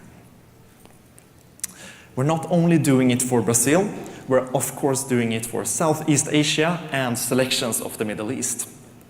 So if we open Navigraph chart here again, we can see that we're over the Southeast Asia. And if we go into the map pre-selector and select Southeast Asia VFR charts, we can zoom in here on Jakarta, and we can see it's a big city. We have some terrain around it. Also to the west, we have a mountain. We can see it contains all the details, all the terrain, all the airspaces, the MORAs, the VORs, everything that you might want to have as a VFR pilot. And this is also available for selections of the Middle East by the same provider, AAD Aero. Then we have the weekly updates for Jeppesen charts. So the Jeppesen charts are these charts. The paper style charts from Jeppesen, the terminal charts, we have those for over 7,000 airports at a lot of airports, and each airport typically have a bunch of these, and they can become outdated. And we will now update these in a 1-week interval instead of the IRAC cycle. Last, but absolutely not least, the Navigraph integration into the Epic 2 avionics suite for Microsoft Flight Simulator 2024. The Epic 2 avionics are standard in the PC-12 and the PC-24, very nice aircrafts. And with the Navigraph integration, you'll get charts and you'll also get sim brief. So I'll show you a little bit. We are here in the PC-24. And we can see that we have the PFD on the left-hand side and MFD on the right-hand side. In the flight plan source in the MFD, we can select the source SimBrief now. It will open up the latest SimBrief flights that you've created. You'll get a nice preview, and it natively integrates this into the avionics with the SIDs and stars loaded if you want to. And we can see that we can activate it. And we can, of course, go to the departure page, and we can see that runway 26 left, and our SID is preloaded here. So there's very mainstream the workflow here. We can also open the charts, those terminal charts, the Jeppesen charts, both the IFR ones and the VFR ones that we released previously. And if we go into the SID here, we can see that our SID star is pre-selected, and we can preview it here. And we can see that we can pan, we can zoom, of course, it's a chart, we want to do that. But we also have moving maps, so you'll see your own position right inside of the avionics in the PC-12 and PC-24. And that is it for us. So with that said, I'm handing it over to you, Magnus.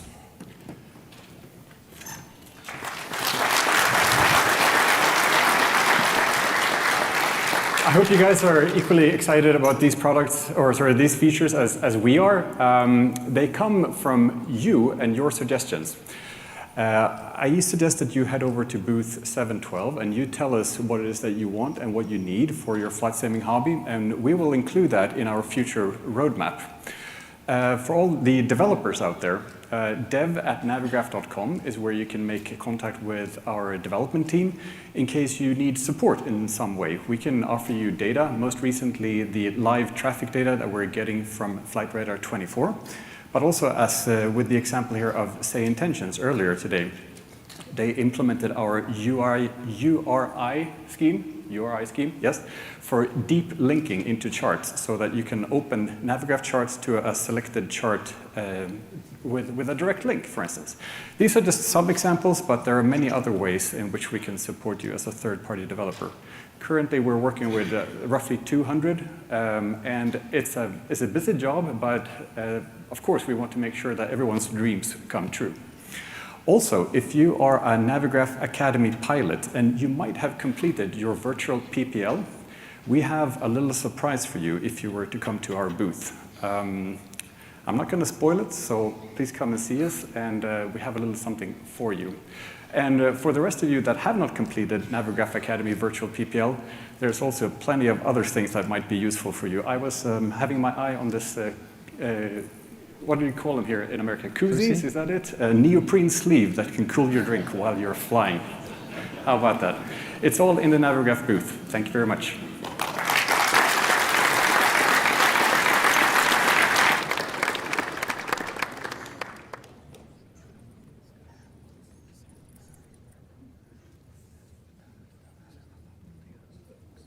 Have you ever tried to pop a panel out of your simulator, only to chase it across 3 monitors?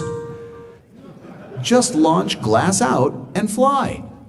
Pixel-perfect screens straight from the simulator. Set up your aircraft profile once and everything snaps into place, exactly where you left it, every flight. From a PC with a tablet on the desk to a 6-screen hardware build, native companion apps put your panels on any phone or tablet on your network. And touch panels stay touch. Every tap goes right back to the sim. Your panels follow you anywhere. No GPU hit, the same smooth sim on any machine. Want to know more about Glass Out? Look for this guy. Glass Out, now in public beta.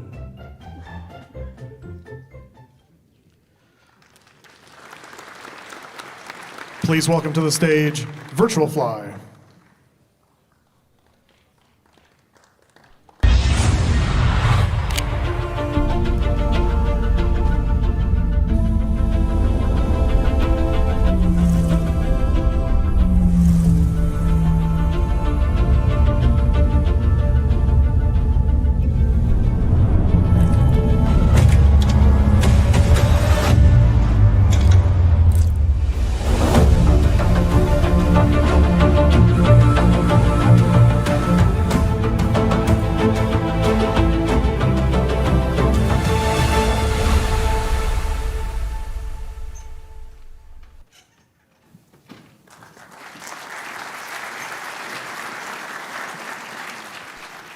Hello, welcome. Thank you for being here with us today. My name is Christian. I'm sales manager on VirtualFly, and today with me is my colleague, Neil Hines. So, as you may know, VirtualFly has not been on the show the past 2 years, but we had very good reasons. We have been developing new products and new releases that we're going to show this weekend. And we thought this could be a very good year to show you all because we're doing 15 years on the market. So as you may know, we have our family of products, our flight controls that are currently on our booth to be tested.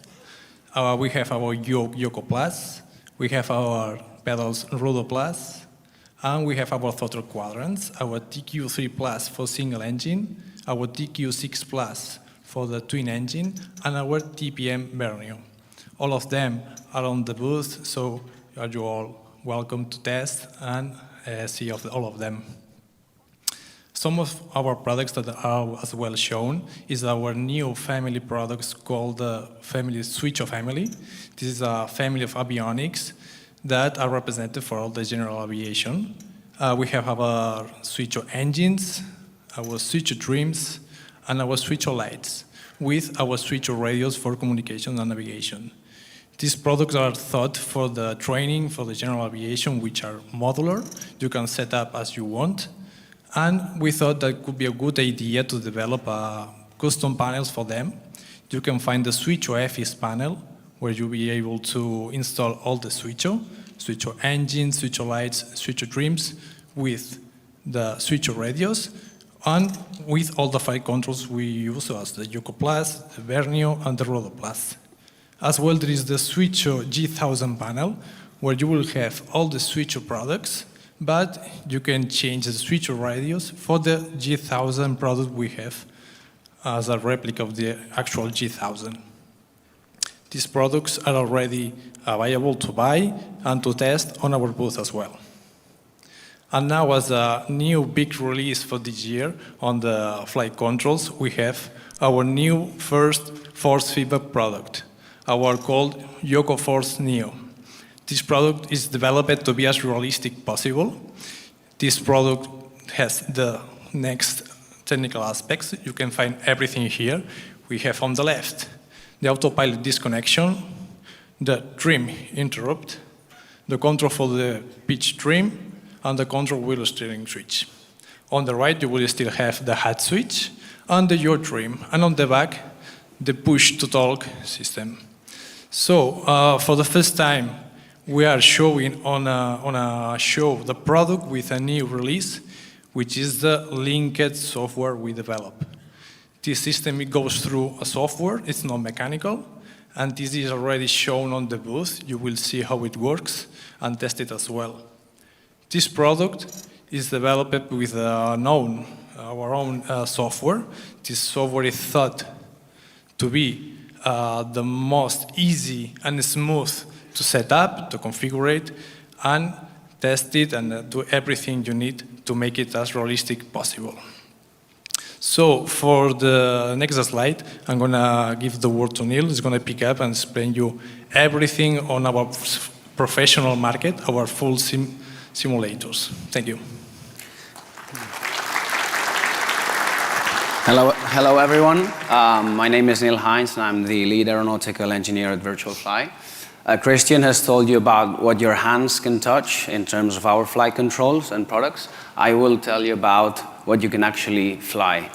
So at VirtualFly, we have two different lines of professional flight simulators. We have the Solo family, which comprises currently the Solo Pro A, G1, and D4, which are for essentially the Cessna 172 trainers and the Diamond DA40 trainers, which you can see on the left-hand side of our slide.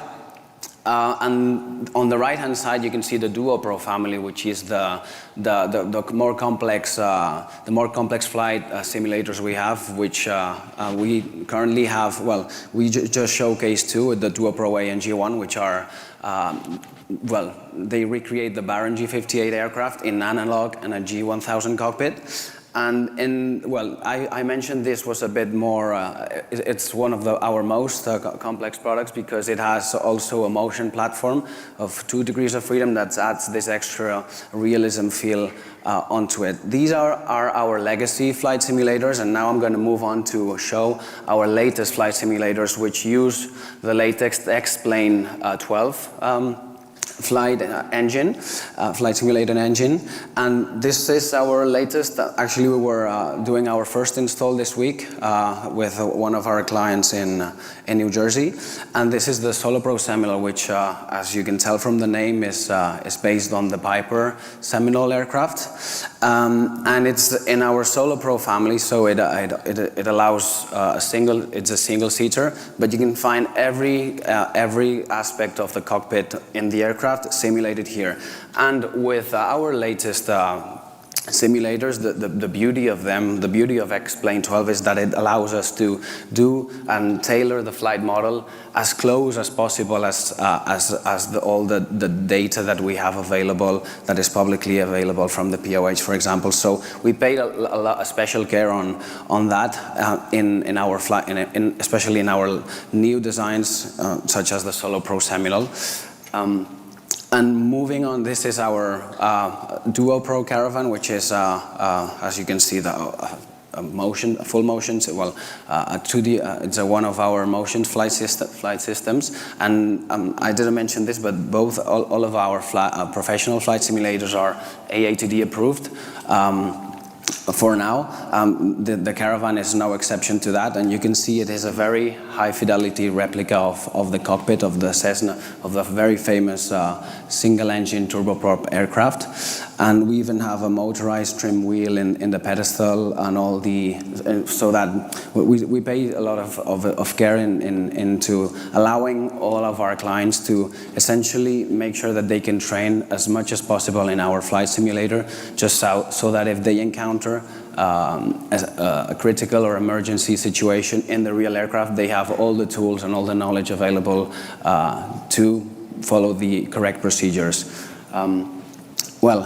That's it from my side. If we are at booth 508, so feel free to come talk to us, and it's been a pleasure being here. Just to close our talk, as Neil said, you can find all of our social networks, so be able to connect. And we have a special announcement on the Yoko Force Neo. This Yoko Force Neo, as we're presenting on the weekend, this one is going to be a limited pre-order after the summer as a first batch. This pre-order is going to open after the summer, but now we are currently offering tickets for a priority order. These tickets, you can buy it now. So it's a ticket that just cost $170. This price is included on the final price. It's not an extra. And this will allow you to be the first to order on the limited pre-order we're going to show. We're going to hit after the summer. So please, or you can scan, take a look, and all invited to come to our booth and talk about it. Thank you so much today. Thank you. Thank you.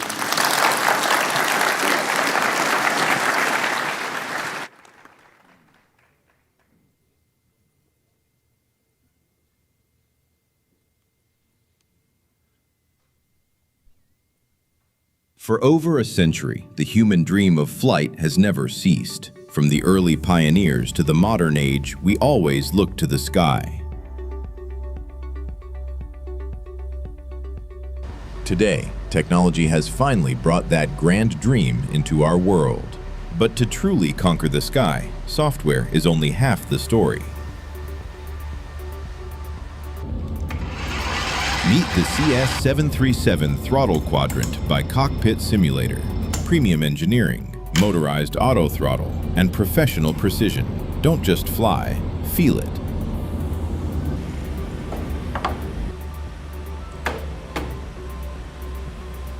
Experience the future of simulation at Flight Sim Expo booth 917.When you think of the great pilots in history, the Wright brothers, Lindbergh, Earhart, what if I told you none of them ever flew IFR?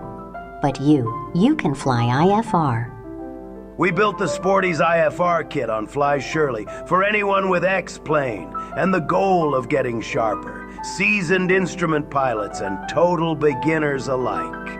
You don't need a fancy rig, just a monitor and a microphone. Each scenario comes with a Sporty's course video. Some of these challenges are extremely difficult. They'll teach you things about avionics and charts you didn't know you didn't know. Early access this weekend only. $40 locks in your price, with 8 more lessons dropping next week. Stop by the FS Elite stage tomorrow for a deep dive. Then come fly the air races at the Flight Codex booth. Sporty's IFR kit on flyshirley.com. See you in the skies.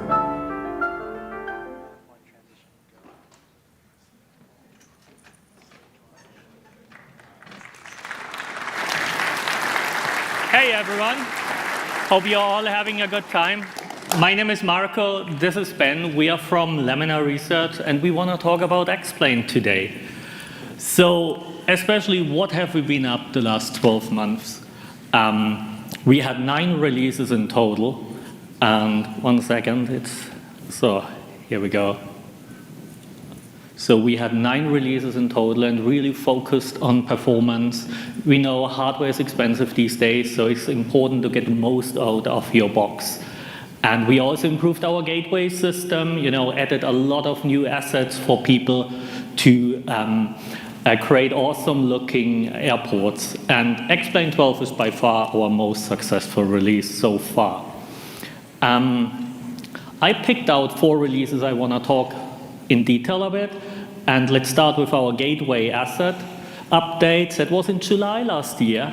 We asked the community, what do you need from us to create airports? And we got a huge list of add-ons, like new cars, camping tents, and stuff like that. And, well, we implemented it. We released 250 assets with it, and it was well received. And thank you so much for all the work you all do, updating the airports and so on. In November, that was quite excited, we released our weather updates. That was by far the biggest update of last year. We implemented a full-blown weather radar and implemented it in our default fleet, and also in the G1000, we implemented synthetic vision and even historical weather. So you can just go back in time. You want to fly 2 weeks ago, the weather, no problem. Just set date and time and you're all set. And we also provided the tools you need to integrate the weather radar in your own aircraft. Then in November, we had our seat check update. We called it seat check because it touches so many different areas of the simulator. And one of the most exciting features was multi-threading support. So it really improved performance for many people. And we also updated our 330 and teamed up with Toby to integrate their eye tracker 5. So you don't need any additional software, just plug it in, start X-Plane, and you're all set. And this year, we are very excited about the VR release. We teamed up with Apple to make X-Plane available on the Apple Vision Pro and added mixed reality and hand tracking support for supported devices. But also other people like, Quest 3 users, they have something out of the VR release because we rewrote the entire system. It's all new. It's a lot better. You have a much nicer experience now. And here I have some nice screenshots from the Discord server. We didn't modify those, they just show how good X-Plane can really look these days. We are really proud of that. So let's talk about the roadmap, what we have planned in the future. We have 3 goals when we decide what to do. The first thing is we want to empower pilots. We want you to have a good experience when you fly, and you end your flight, we want you to say, oh, that was nice. The other thing is we want to empower developers. A flight simulator is just as good as its community. So we want to make sure that developers have the tools they need to create good add-ons, but also get the support from us so that they can reach us, that we are just there, to help them. And the other thing, of course, we want to empower the future. We want to enhance X-Plane. We want to look at even that it's much nicer as well. And this is what Ben will talk about then in a couple of minutes. So right now we are at the VR release, and I expect that to be final in, let's say, 2 weeks if nothing goes wrong. And next will be the SDK update. So when I talked about, we want to empower developers, that's what it is really about. We added a bunch of new SDK tools, Ben will talk about that again. And we implemented some improvements with the weather radar to make it even better. Added a CP DLC that I think a lot of online pilots will be very happy about it. Added even more scenery assets. And it's quite normal for us these days. We always have a custom airport when we release something. And this time we said it will be Farnborough Airport because of the great air show every year. And then later this year, probably in autumn, we will have a flight model update. We concentrate a lot on helicopters, so you have rotor blade tracking. We added a lot of procedures, helicopter procedures, and also enhanced the ground physics. You can really see that when you're on unpaved ground and it's wet and you try to taxi, you need a lot more power to get the aircraft moving. And we also have a custom airport this time, John F. Kennedy in New York City. You can see here the iconic tower Cristiano created that. Yeah, and that's it from my side. Now I hand over to Ben. Thanks, Marco. I love being able to tell you guys about the stuff we've been working on. And these are two features that I think are going to be really great for developers who make stuff for X-Plane, and they're going to be really great for X-Plane. And the first one is panel graphics. So every aircraft's computers are their own special snowflake. And the way that an add-on developer makes the displays for an airliner is they make a plugin in OpenGL. And this is how we've been doing it for a long time. OpenGL is a jack of all trades, master of none. It's not as high performance as Vulkan and the rest of X-Plane, and it's not that easy to use. Things like really good anti-aliasing are hard to do. So we have a new API for our plugin developers called Panel Graphics. This is a native Vulkan way to do avionics inside X-Plane, so you get really low overhead. But it's also much easier to use because you get all the things you would want if you're doing an airliner display. You get smooth TrueType fonts, you get vector graphics, you get anti-aliasing, and you get access to some of X-Plane's advanced features like the weather radar, the synthetic vision, the navigation displays. We're also making it easier to make a user interface in X-Plane, another pain point. You can use the new native panel graphics API to do your own UI. You can also use Dear ImGUI, which is now natively attached to Vulkan. That's one our community really likes. And we're also allowing user interface done with web pages, with HTML using the Chromium embedded framework. We have this working and we're ready to share it. You can use these new APIs with C++, but you can also script them with Lua. And we're expecting to ship this in our SDK update this summer. If you're a developer and you'd like a preview, come talk to us because we'd love to share it. Before we talk about the other thing, just a standard disclaimer, the marketing people get really, really, really nervous when I talk about stuff that's still in development. So this is something that's in progress. It runs on my computer. This is what we're trying to do. It is subject to change as we try to make X-Plane as good as possible. But I want to talk about what we're doing with our next generation scenery. Thank you. So there's 4 major things we have to do to create next generation scenery. We need a better way to do the base mesh that can support more detail. We need to be compatible with our existing DSF scenery because we're not going to just throw out all the work our community has done to move forward. We also need more advanced 3D formats that can hold more detail, the kind of stuff you expect on modern computers. And we need a whole big pile of scenery data. So today I want to talk about what we're doing for these first 2 boxes. When we first created X-Plane's scenery system that we have now back in 2004, 8 megabytes of VRAM was like a lot of VRAM. People had 1 core, and there was no such thing as shaders. You couldn't program a GPU. So the way we solved that is we would pre-digest and bake a huge 100 by 100 kilometer chunk of scenery and really optimize it. And this was a pretty good idea for those older, slower, less capable computers. But at this point, we're starting to see real limitations. There's stuff we want to do and we can't do using the old technology. So we're working on the X-Plane Scenery Tile Engine.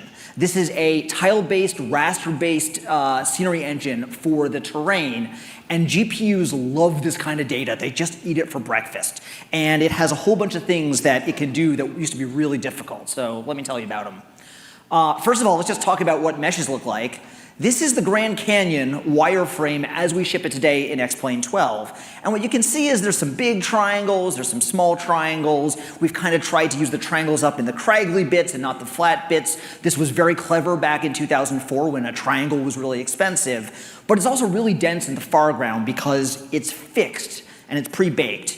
And because some of those triangles are kind of big, the lighting on the mesa is kind of buttery and washed out. It just doesn't look that great.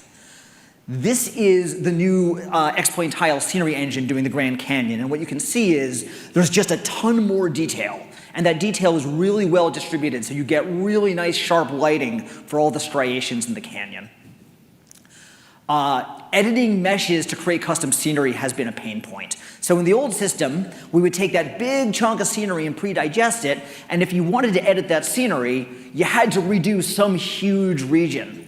This is not a problem with the new tile-based scenery engine. With the tile-based scenery engine, you can just edit what you want to edit. So take a look at this. This is Minneapolis-St. Paul, and on the left you've got the basic runway, and on the right I've made a series of custom scenery edits. The FS Expo logo, that would be an orthophoto, I've just used a test image. But if you look at the X in the swoosh in Expo, that's actually real water. So this is a lake and coastline edit, which used to be a huge pain point. And if you look at the other FS Expo logo on the far side of the runway, that's actually an elevation mesh edit, and you can just see how fine that detail is, right? So this is a system that can do a ton of precision.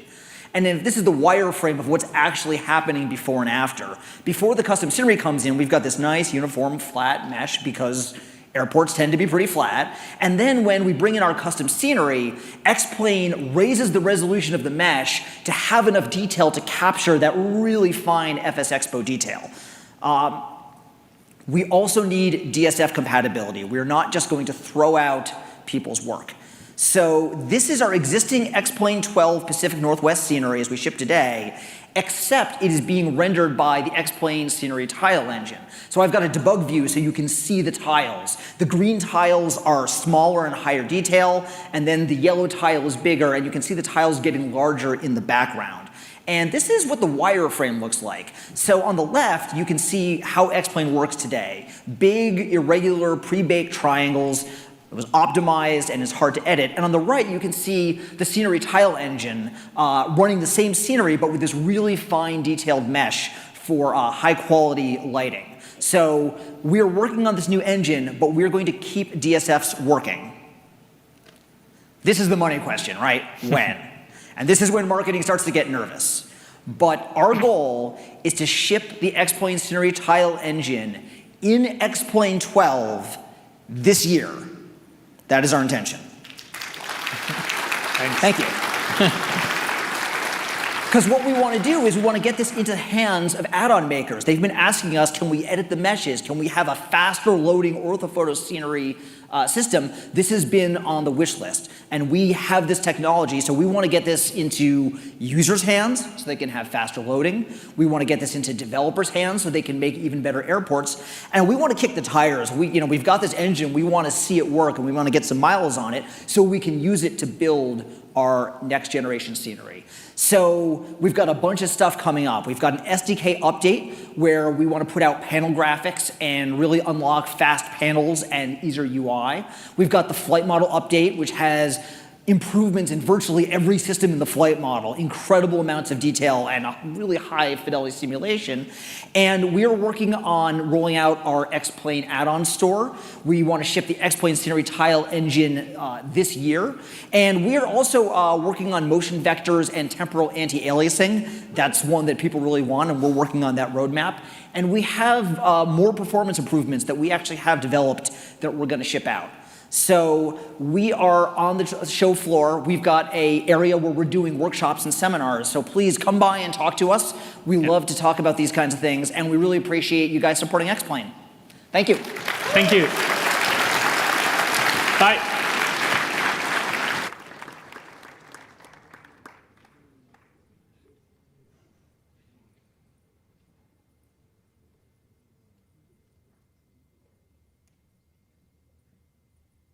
2 years ago in Las Vegas, we introduced Cabby, AI cabin crew tool, with about 1,000 flights to its name. 2 years later, over 500,000 flights. Back then, Cabby let you voice your own cabin crew. Now, it does so much more. Let's take a look. You can talk to your crew and passengers in real time. Jane, quick one for the cabin. Any score updates from the match? Ladies and gentlemen, your captain has asked me to share. It's 2-1 in the second half for Germany, and yes, we'll keep you posted. Drop in your own scenario, a wedding, a birthday, a rough Monday, and the AI builds the whole flight around it. Boarding and entertainment screens on any TV, so you can finally get the family in on your crazy little hobby. Every passenger is their own person, nationality, age, even fear of flying, each with a satisfaction score that rises and falls with how you fly. And after all of that, Cabby now costs less, from $29 down to $22. Please welcome to the stage Fabian Lim, founder of FlightSim.com.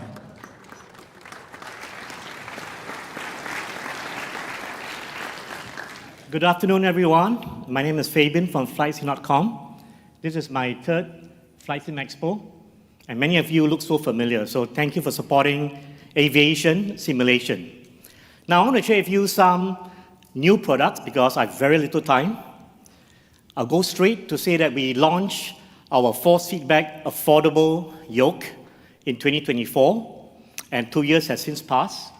We're going to be making some minor refinements, generally smaller form factor, because they said that our yoke was overweight. We're also going to be upgrading our roll model and having a mounting, dismounting, speedier experience. The pre-launch will be in 60 days, and prices to be confirmed. But relax, it's going to be affordable. Smaller form factor, you can see side by side, and this is probably a better picture. Along with this, we are announcing an end-of-life sale. End of life for the yoke, not for me, please. But thank you for your concern. So our normal price is $999, and our end-of-life price is going to be $699. Can you give it to me? Thank you, yeah? Cheaper. Yeah, it's okay to clap, it's okay. It's a free world. We're in America. Our CLS 120 and our first officer edition, normal price is $1,399, and the end-of-life price will be $1,099. Thank you. I love you too. The end-of-life sale is now available on our website, flightsim.com. It is FLITESIM, not the other one. Due to popular demand, because we always listen to our customers, even though we don't always agree with them, we have done a lot of work, engineering, to launch a 737 yoke. Not that it is remarkable, but what's remarkable is our attempts to make it affordable.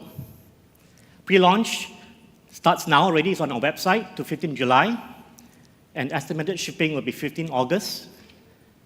It looks like this. Of course, quality all the way. Pricing, normal price $599.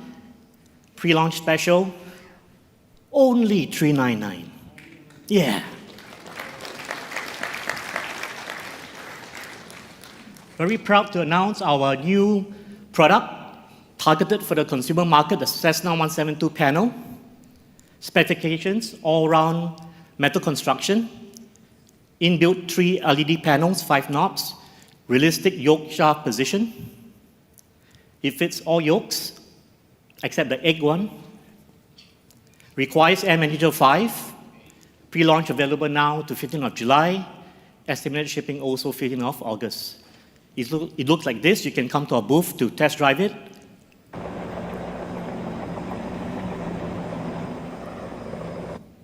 And good news, it's not just for the flightsim.com yoke. We've also made it compatible for the most popular yoke on earth, the honeycomb. See, we are friends. We're not frenemies.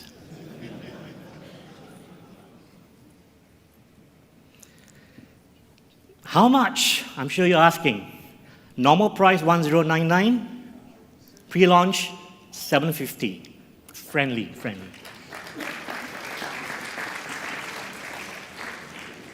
Pre-orders available now on our website, flightsim.com, FLITESIM.com. And happy news, we are now planting our flag in the USA at Redondo Beach, California, with our first partner, pilotloungesim.com. So you can bring your kids there to learn how to fly airplanes in our simulator. You can learn more at pilotloungesim.com. Finally, we're going to be launching a global distributor program, and there are many advantages. Our product portfolio, margins, market positioning, multiple revenues, B2B growth. And of course, you can learn more on our website or contact us at flightsim.com/contact. And I have 10 seconds more to say thank you so much for all your support, and I look forward to seeing you at our booth at booth 318. Thank you.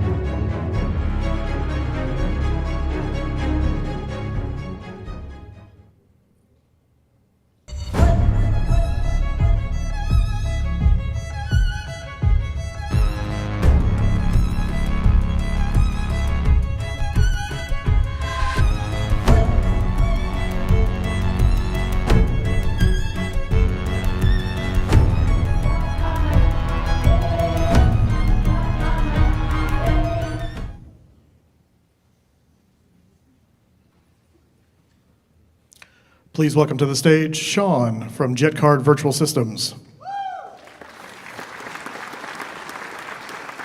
Please welcome to the stage Sean from JetCard Virtual Systems.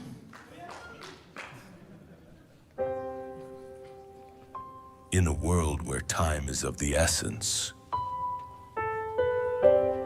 where executives, lawyers, doctors, and sports teams are constantly on the move,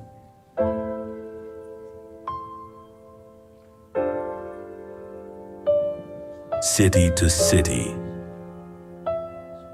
country to country,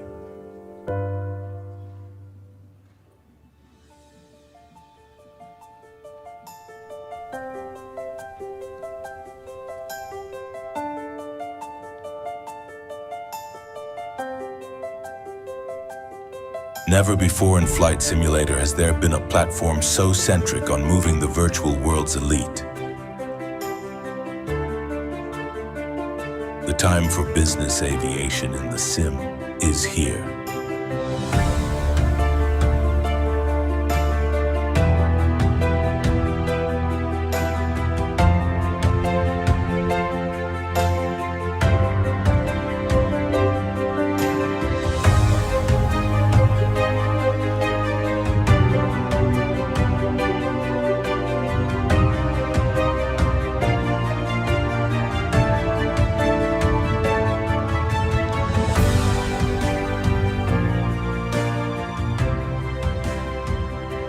Elegant, unique, purposeful. Welcome to JetCard. Hello, hello.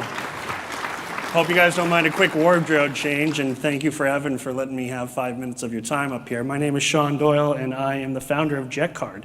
JetCard is the first sole sort of business aviation flight sim add-on for both Microsoft Flight Simulator and X-Plane.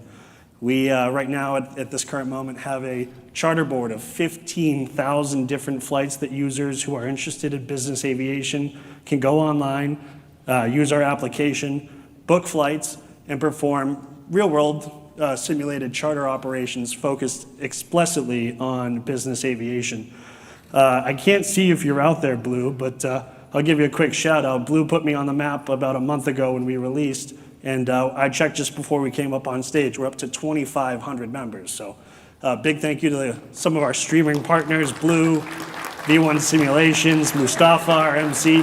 These guys have been flying the heck out of JetCard, so I'm grateful for that. The way we work. You pick a charter. Everything that you do in JetCard has a backstory. We generate a briefing. We generate a client. Thanks to our partners at Avia Pages, we have real FBO data working within the application.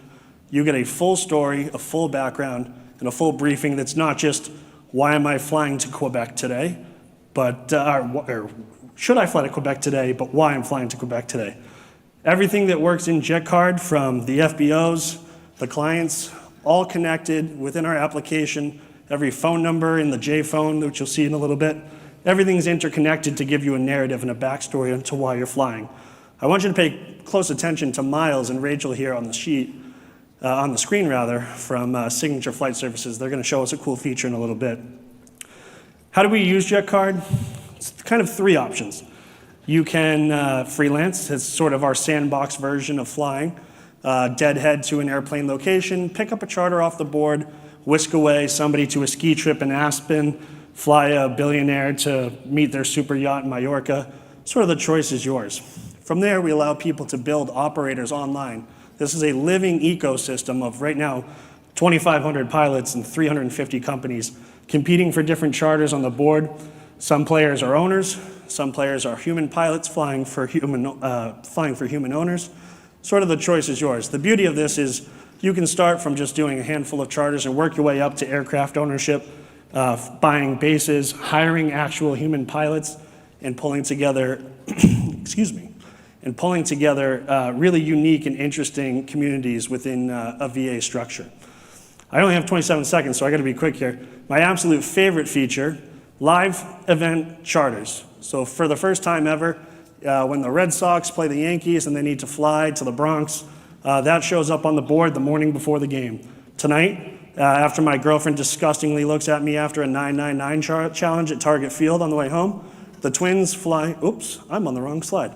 The twins fly to Texas to be able to play the Rangers next week. So, because I just hit the clock, I'll play one last slide for you. Coming this summer, a really cool feature. Remember Miles and Rachel? They've got some news for you.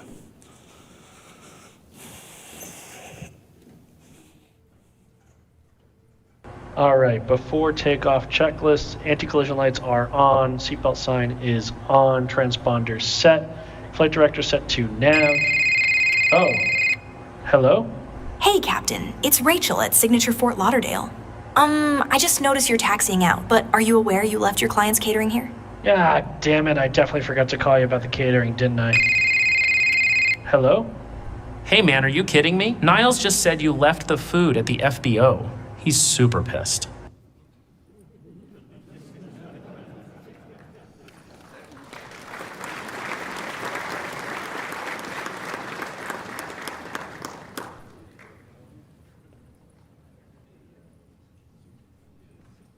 You gotta see it to believe it. Beautiful.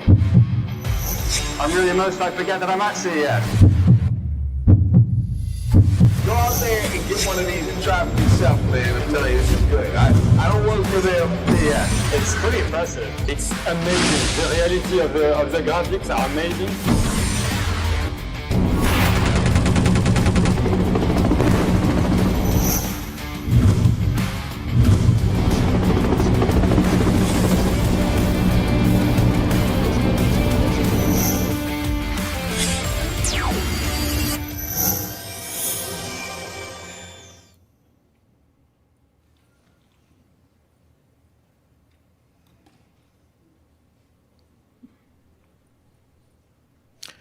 Please welcome to the stage Joe Grinnelli of Grinnelli Designs.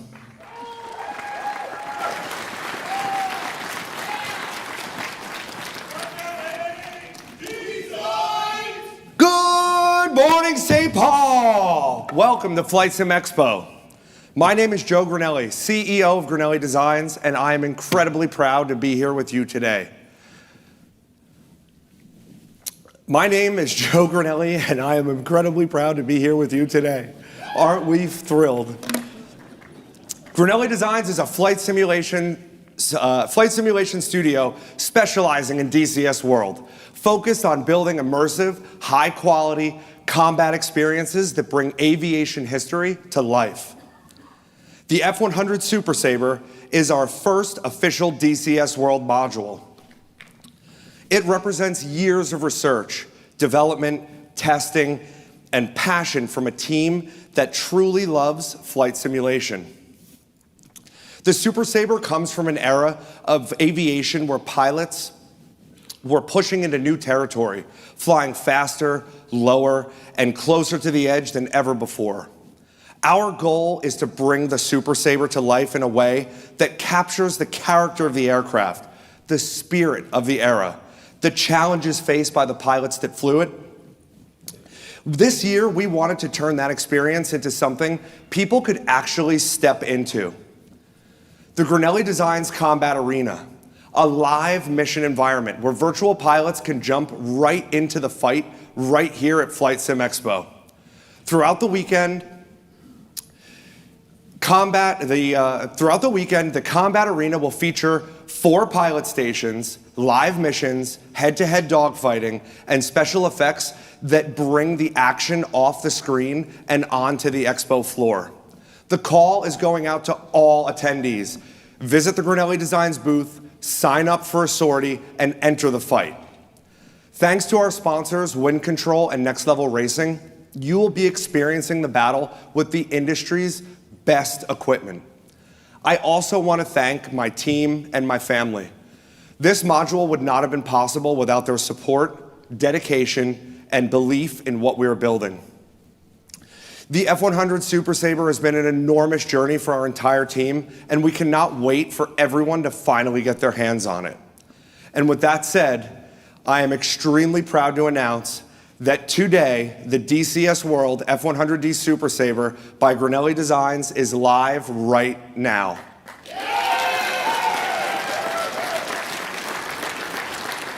To mark the moment, I am honored to present the official F-100D Super Sabre release trailer.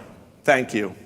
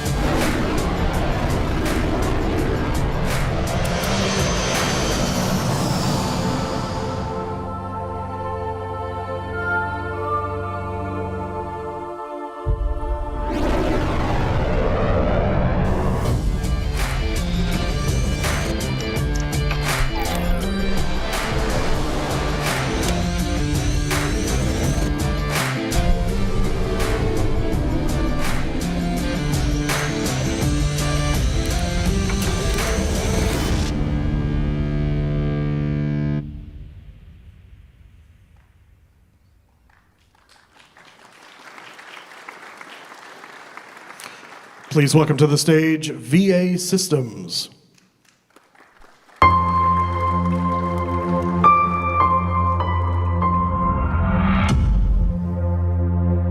want to show you the device right now. Okay, look, you know when you're in an airport lounge, hours before your flight, and you're indulging in the free drink and food? My advice is this: don't have the bright idea after multiple glasses of wine to create a presentation for FS Expo Friday, because this is the result.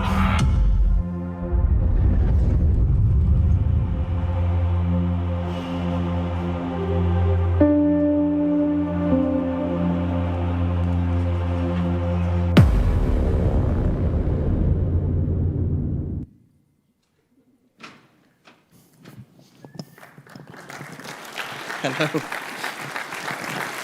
In my defense, I have no defense, but I didn't do the presentation in an airport lounge like last year. I did it on the plane instead. I'm Matthew. I'm the CEO at VA Systems and VA Hardware, and today I'm going to share a bit of our roadmap for the next year, what we've got lined up, and what we're working on. I'm going to kick things off with a panel. For those of you that aren't aware, it lives inside Microsoft Flight Simulator, kind of like an iPad or an EFB, but it's specific to our ecosystem with our products and solutions. We started off with our Missions app, and then last year we released the Activities app, and then more recently, our Checklist app. The panel is free, has always been free from our website. If you do purchase it from the marketplace, it is set to the lowest possible price. But to compensate for this, we offer a £5 discount code, or about $7, $8, if you link your panel to your accounts on our website.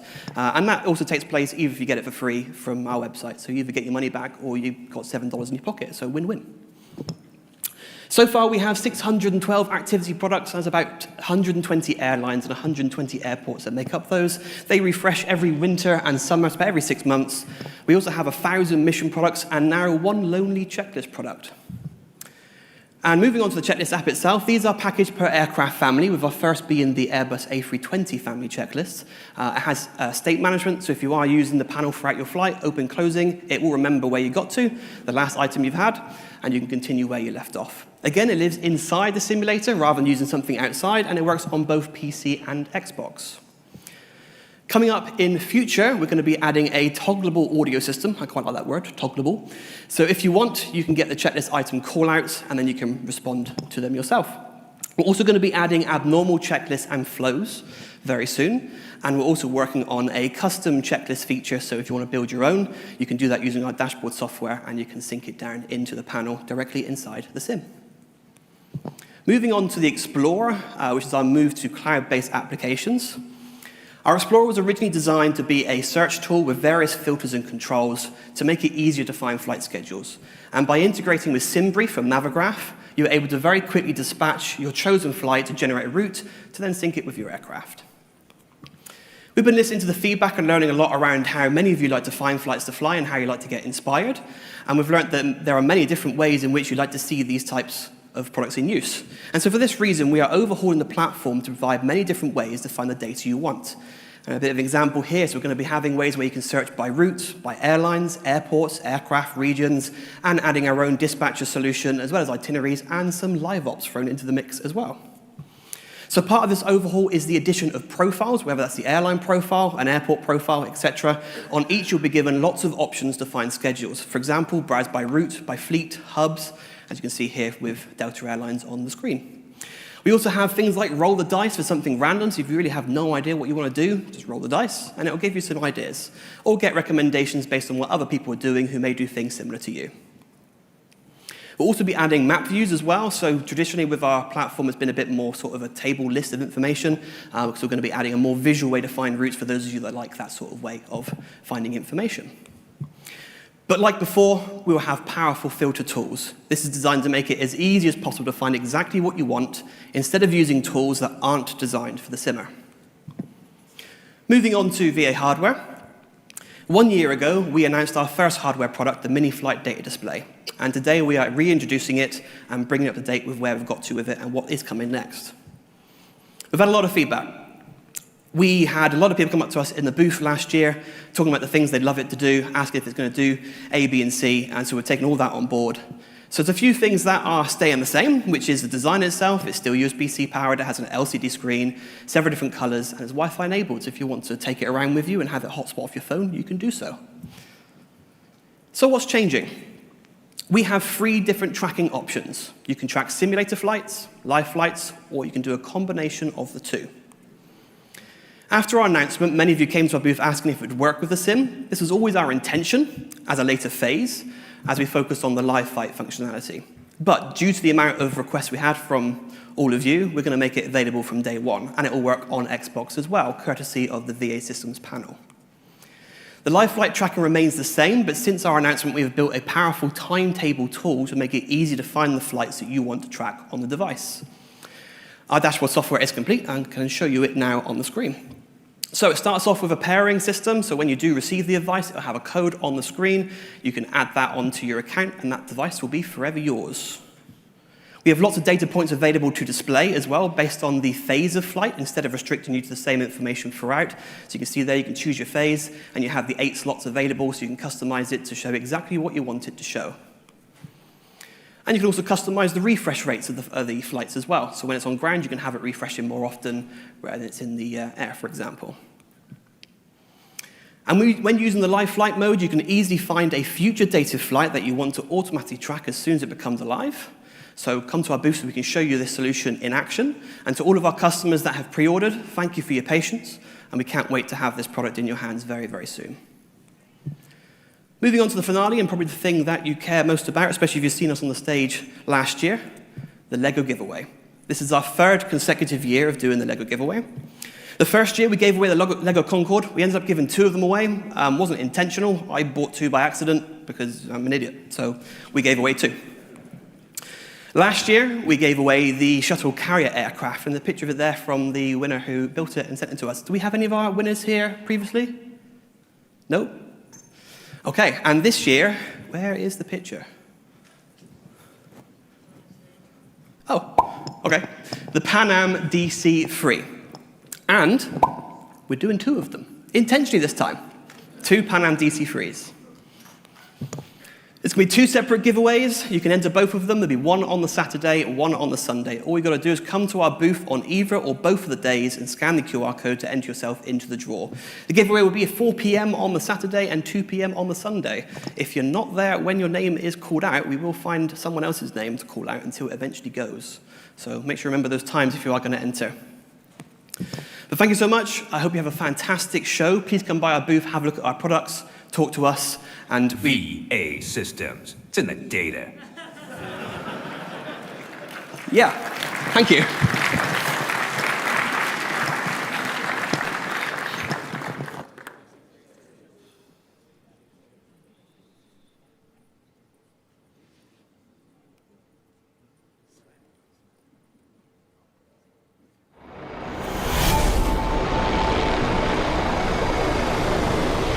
Introducing the BOCO Bo 105 helicopter, developed by Stratoware, in partnership with Miltech Simulations, and sound design by Echo 19.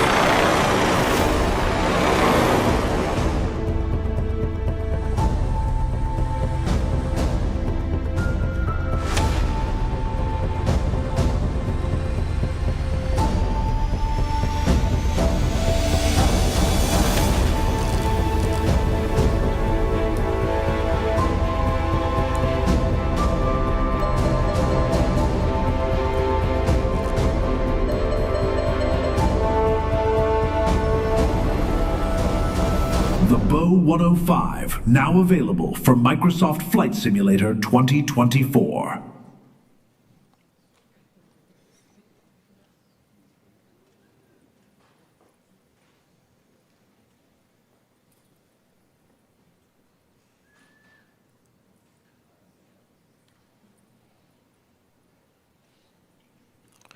Please welcome to the stage Zach Priest, Flight Sim community member and business development manager for MOZA.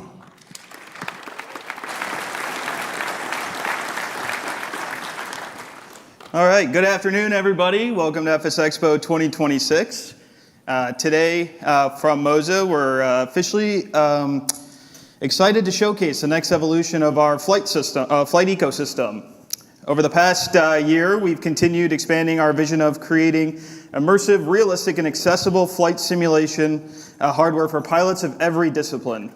Whether you're flying commercial airliners, general aviation, or military platforms, our goal remains the same: helping sim pilots to build the cockpits of their dreams. Today, we're proud to showcase several upcoming additions that continue bringing that vision to life. I guess, there we go. So at MOZA, we understand every pilot's journey is different. Some fly airliners, some enjoy general aviation, others prefer military aviation. Rather than creating isolated products, we're building an ecosystem that grows with you. Every product you'll see today works together through MOZA Cockpit, providing a unified experience across multiple aircraft categories. Let's begin with our Airbus-style ecosystem. The MA3F electronic flight control module recreates the control pilots interact with during every phase of flight. From heading and altitude selection to EFIS management, every interaction has been engineered to provide an authentic Airbus experience. A major focus was accurately recreating the Airbus-style push-pull workflow through a custom dual-rail mechanism designed specifically for this platform. Combined with custom display technology and integrated software support, the MA3F delivers an immersive Airbus-style experience. Complementing the EFCM system are our new flight control computer displays. Available in both Airbus style and Boeing style configuration, these units bring realistic flight management functionality into home cockpits. We focus heavily on display quality, construction quality, and tactile feedback, including button firmness from the center to the edge. Every button press should feel deliberate, precise, and confidence-inspiring to pilots in their sim rigs. Before moving on, I'd like to highlight the most important innovation shared across our display ecosystem. Whether you're using the flight computer displays, the MGX 1000, or displays found within our upcoming FMP18 ecosystem, they all share the same philosophy. Traditionally, cockpit builders quickly run into HDMI limitations, whether that be inputs or performance degradation. Additional displays require additional GPU outputs, splitters, adapters, and increasingly complicated cable management. We wanted to solve that problem. Our display ecosystem connects through USB and integrates directly with MOZA cockpit, meaning it's just another 10 USB splitters. No more HDMI cables. The result is cleaner installations, reduced systems complexity, easier expansion, and significant future scalability. Moving into general aviation, we're excited to introduce the MGX 1000. Designed to provide a realistic glass cockpit experience, the MGX 1000 combines a true size display with integrated controls and seamless MOZA cockpit integration. Using DisplayLink technology and USB connectivity, pilots can continue expanding their cockpit without consuming valuable HDMI outputs or frame rate degradation due to an overload of HDMI cables. And our final product announcement for today is the FMP18 panel bundle. Inspired by modern carrier aviation fighter aircraft, the FMP18 combines realism, immersion, and modularity into a platform designed specifically for combat aviation enthusiasts who have a mission focus. Through magnetic mounting and integrated pogo pin connectivity, pilots can rapidly reconfigure their cockpit while maintaining a clean and professional setup. And combined with our USB display ecosystem and MOZA cockpit integration, the FMP18 establishes a strong foundation for future expansion. And when viewed together, these products represent something much larger than individual launches for our company. They represent our commitment to building a complete ecosystem capable of supporting virtually every corner of flight simulation. And the wait's almost over. We're incredibly excited to bring these products to the flight simulation community, and we believe you'll be extremely pleased not only with their capabilities and features, but also the value they deliver with incredibly surprising price points, pleasurable surprise for the price points that will be announced with these products. And we're happy to announce that we're targeting a Q3 release date for all of these products. Thank you for supporting MOZA Flight. Feel free to try out all of these products at the National STOL workshop booth, or any of the partners you see here. You can try our previous ecosystem. I'm happy to answer any questions about our ecosystem, aviation, if anybody has any. We have a couple extra minutes here.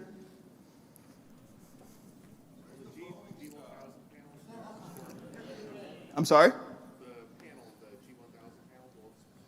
Will it support multiple panels? So we are building the opportunity for future scalability to have multiple panels. Any other questions? I'm sorry?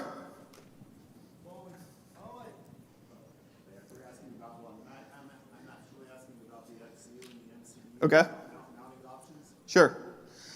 So it has the VESA mounting option on the back, and then it has it has additional screw holes in the back as well. So it should fit onto next level racing cockpits or existing mounting solutions, or even universal VESA mounts. No problem. Any other questions? I don't really have any information to share on that right now regarding a Garmin touch controller, but I'm happy to seek that information. If you want to stop by the National STOL booth and grab a business card, I'd be happy to follow up with you later on. Anything else? Yes. I'm sorry? That is a good question. I'm sorry, I'm not familiar with ProSim in that integration for our hardware, but I'd be happy to get the answer for you. So, while we have not officially announced a left-handed flight stick for our Airbus ecosystem, we did have a prototype usable and on display at FS Weekend. So I just want everybody to know that we have heard you. We are making the strides there on that, and we do have a prototype that is usable and was on display and used at FS Weekend. Okay, so I was asked about the left-handed Airbus stick, and like I said, we did have a prototype available at FS Weekend, although there's no official announcement regarding cost or release date for that left-handed stick. So obviously you did see the Boeing style FCD up there. Right now I don't have any additional information to share regarding Boeing ecosystem expansion, but stay tuned because we definitely have a lot of exciting news on all fronts coming out over the next several years and throughout the end of this year as well. Any other questions? Way back there. You're gonna have to yell. I grew up around airplanes.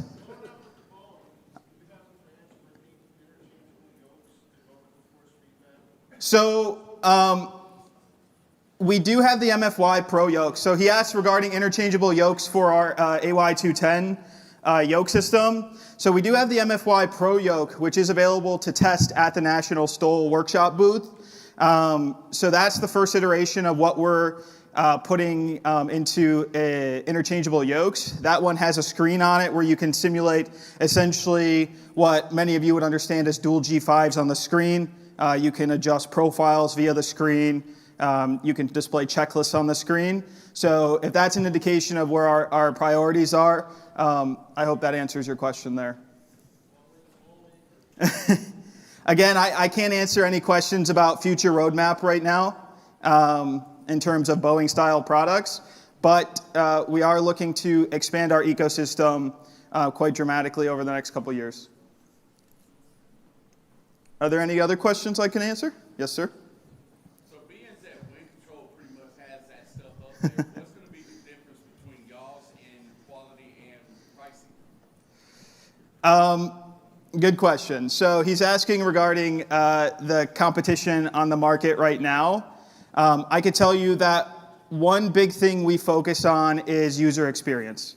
So we want these products to be plugged into the computer and usable. I have 15 seconds left, so I'll try to answer this as fast as possible. We want these products to be able to be plugged in and used without much user interface between the time they're plugged in and the time that you get to actually hop in the cockpit. So I think that'll be the biggest thing we focus on. All right, I'm out of time, everybody. Thanks for having me, and have a great FS Expo.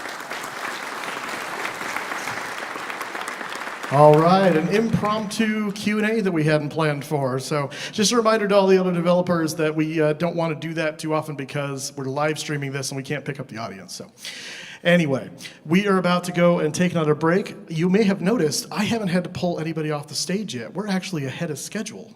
So kudos to all the developers, but that's good for you guys because it means we're not going to stay here so super late. But we're going to take a 15-minute break right now so you have a chance to, again, stretch your legs, go to the restroom, get some water, and we'll see you back here in 15 minutes.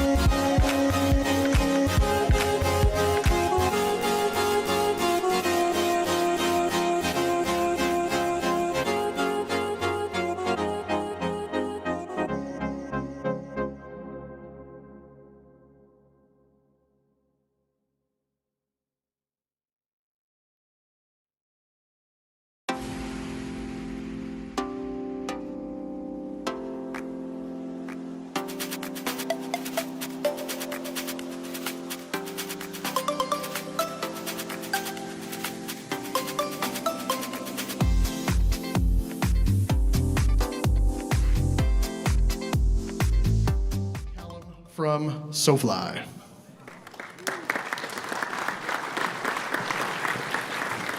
Hello everyone, welcome to Flight Sim Expo 2026. My name is Callum from SoFly, and it is a real privilege and honor to be on stage for FS Expo Friday for the third time in a row. So today it is really exciting because, as you just heard, the show floor is going to be open for the first time ever on a Friday.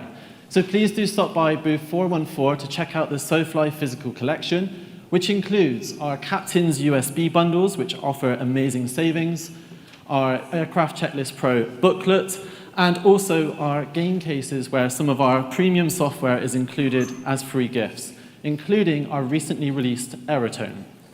Now, speaking of Aerotone, we released this earlier this year, and we had some incredible feedback from the entire community. So for my first announcement today, I am pleased to say we have a brand new update coming very soon. Please check out this trailer.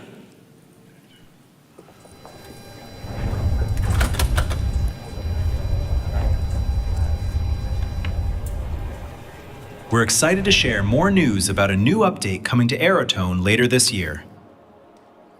Your feedback has been valuable in learning about all the new features you want to see. We heard you loud and clear that you want 3D spatial awareness between sound effects for in the cabin and those found in the cockpit. Expect to hear a massive audio overhaul of how sounds work in the simulator to be truly aware of your environment.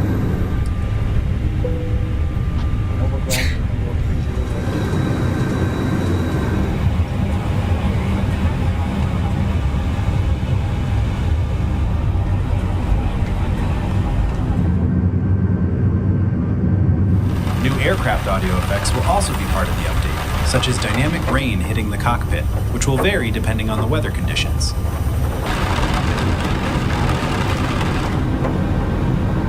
We are also adding some crew, such as ground staff and cabin crew banter, as additional background chatter. I've got your fuel slip here.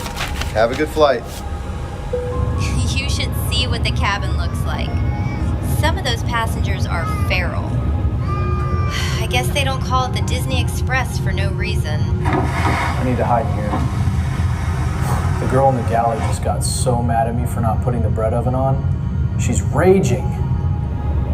Each audio effect can soon be customized to provide you with even more refined controls. Adjust volume and even frequency of sound effects.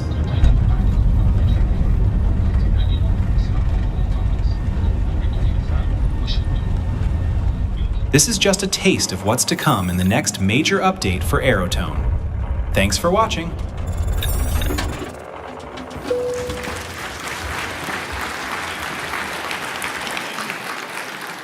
So thank you very much. So that is a free update coming to Aerotone for consoles and PC users, and it is going to be coming later this summer. Now for my next announcement, I want to take your minds back a couple of years ago. I was on stage here at FS Expo and I rather prematurely announced the product. If you can remember, that product was Cabin Announcement Pro. So I am really pleased to say I have some amazing new details about that product which will be coming later this year, and that is a promise. I have another video to show you Cabin Announcement Pro in progress. Welcome on board our flight. As you board, please step in from the aisles, placing larger bags into the overhead bins and smaller ones under the seat in front of you. A reminder that smoking is not permitted at any point.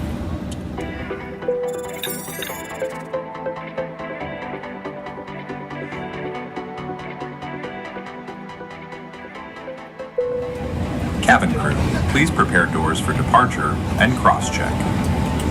As we leave the gate, fasten your seatbelt by inserting the metal tip into the buckle.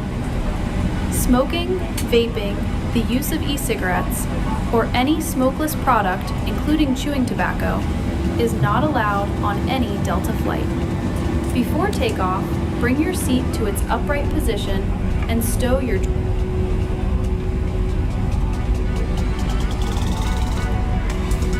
Cabin crew, please take your seats for takeoff.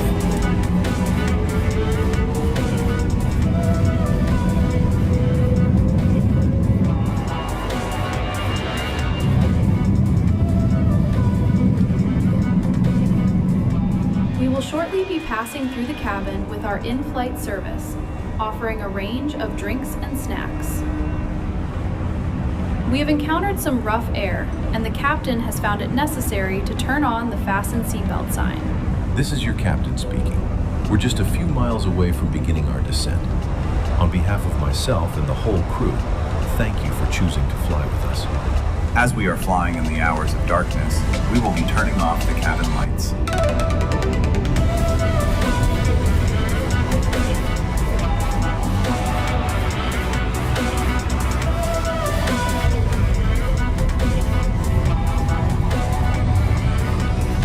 Please remain seated whilst the aircraft is still in motion and until the fasten seatbelt sign has been turned off. doors to arrival, and cross-check. When you leave us today, please check for any personal belongings in the seat pocket, overhead locker.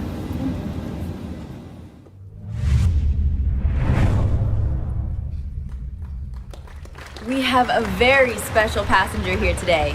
A huge happy birthday to Julie, seated in 23 Alpha. From all of your crew, congratulations, and we hope you have an amazing day. So that is Cabin Announcement Pro.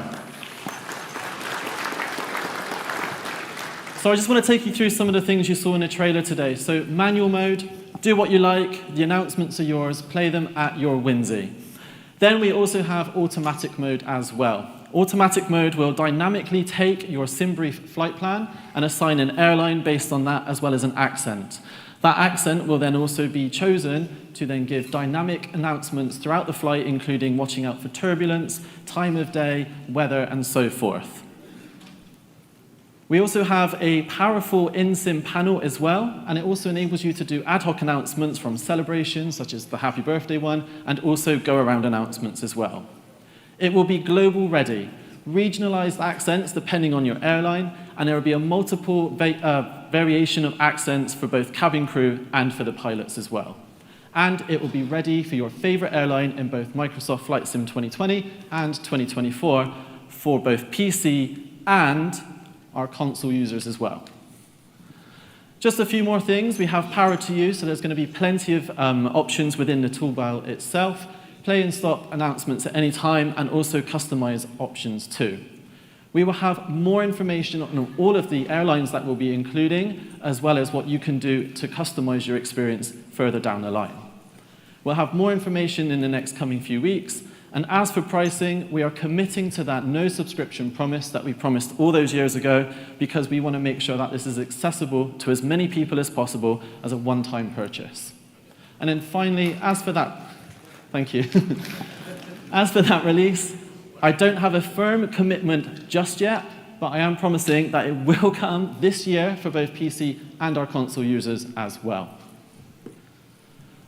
So that's everything I have to say about Cabin Announcement Pro today. However, before I go, I just want to say thank you so much for attending Flight Sim Expo 2026. A huge thank you to all the developers who appeared before me. The future of flight simulation is looking incredibly strong. I also want to just say thank you to the organizers as well for, again, putting on an incredible event, as well as making sure that I can come up on stage to talk to everybody as well. Before I leave you, I have just one final thing to share with you. But for now, enjoy the rest of Flight Sim Expo 2026.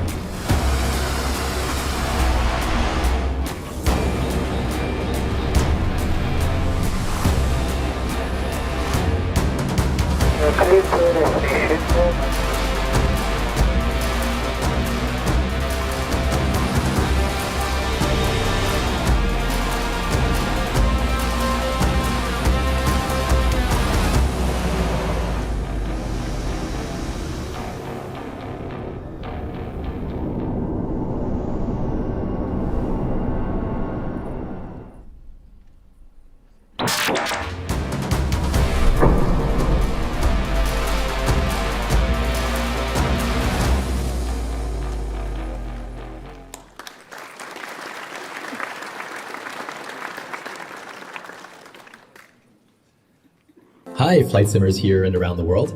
Over the past couple of years, we've connected with many of you here at FS Expo, and Beam's improvements have come directly from your feedback. If you're new to the Beam eye tracker, it's an app that lets you look around your cockpit naturally using just your webcam for both eye and head tracking. This year, we've made Beam easier to use by introducing direct game camera control, which allows Beam to connect directly with supported games. We've also added more default and community profiles for a fast-tracked fine-tuning experience. Advanced controls now include improved stability on small eye and head movements, for example when adjusting cockpit controls, and hotkeys to quickly pause and resume tracking.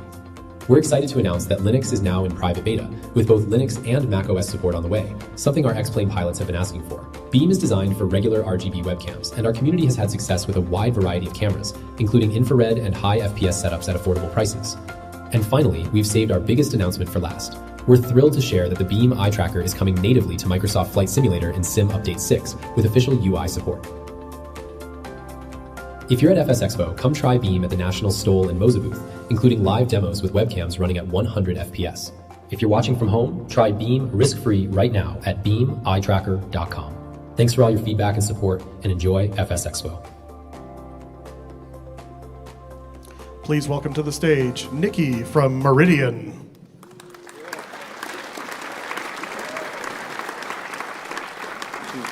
Oh, you actually, it's like a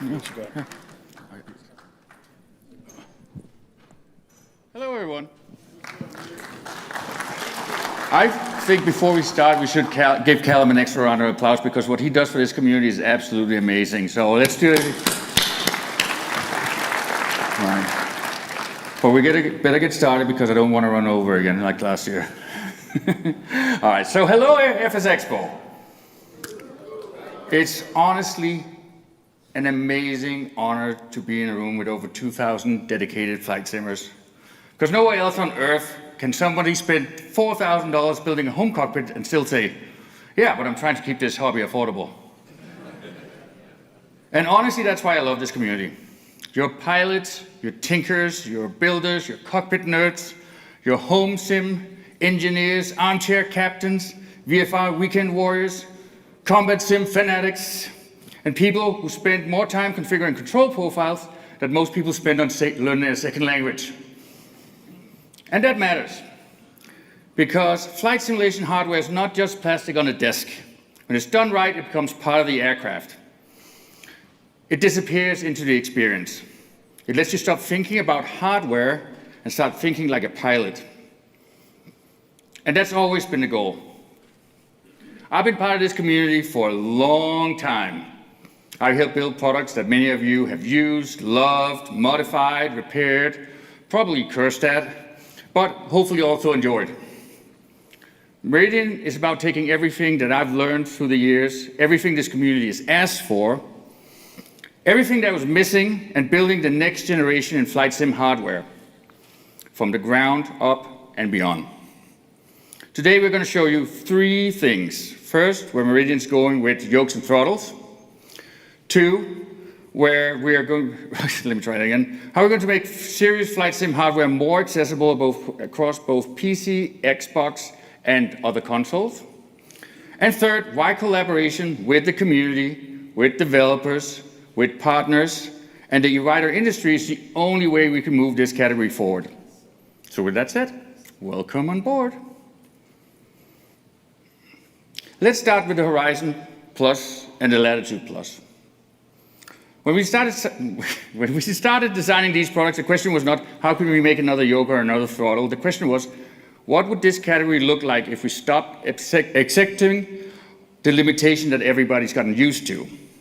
Because for years, flight sim hardware have asked simmers to compromise. You want realism? Then it gets expensive. You want affordability? Then you're going to give up precision. You want aircraft-specific controls? Then you need multiple devices. We wanted to break that pattern. With the Horizon Latitude Plus, the goal was simple: create a flight control system that feels serious, that looks beautiful, that adapts to different aircraft and still stays within the reach of the wider community. The system was built around 3 ideas: precision where it matters, modularity that creates value, and immersion that you can actually feel.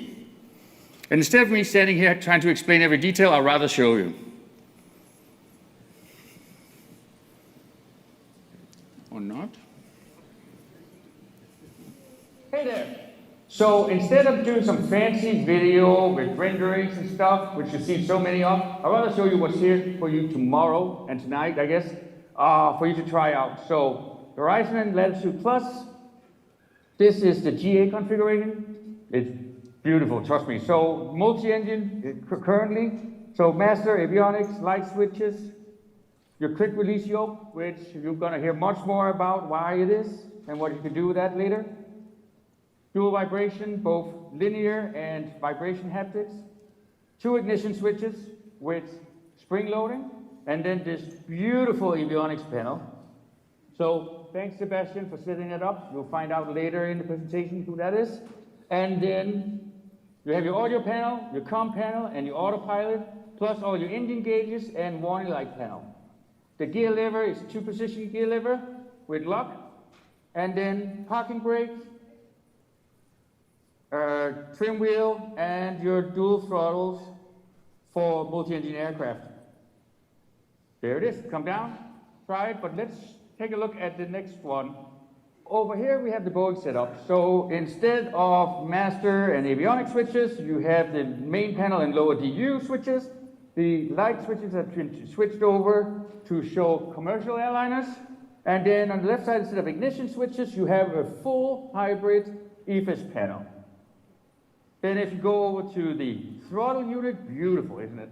Then we have a complete Boeing MCP, but it's a hybrid, so it works both for the 737, the 74, the 75, the 76, 777, and the 787, so it's basically, we tweaked it a bit so you can use it for any. The annunciator panel is fully automatically customizable, so whether it's the overhead panel or the main panel or the pedestal, any warning light that comes on will appear in this display for you.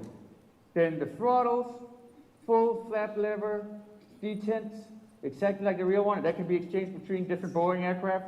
And then speed brake, same thing, you can arm it.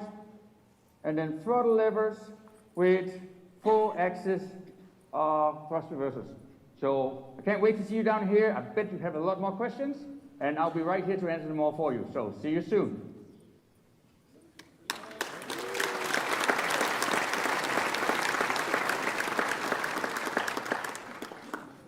So we shot that like 5 minutes ago, basically, just setting it up. So that's the foundation of the Meridian ecosystem. It's not a single product, it's not a one-off launch, it's a platform. So the question now is obviously, when can you get it? Well, for Meridian, the pre-orders need to mean something very specific. It's a real product, it's a real production plan, and it's a real path to delivery. We're really excited to announce that the Horizon Plus is scheduled to begin shipping on October 28th, which is my birthday, by the way. And then the Latitude Plus on December 28th. Sorry. Now, you can sign up for a limited pre-order. We have these all around the show with a QR code. And we're doing very limited pre-orders because we want to make sure that we can keep up with customer service and a high quality of interaction with you guys, make sure that everyone... So that's starting actually right this moment. We're going to have a pre-order for the yoke. And we are going to be a pre-order bundle for the yoke and throttle combined, where you get both GA, Boeing, and Airbus combined at the price of the standalone unit. We're not going to take your money up front. But we are going to ask a $100 deposit to show that you're serious about it. And that's refundable, by the way. So that's it about the... Come down, try it out. It's really awesome, I promise you. So the next thing we're going to talk about is a new partnership.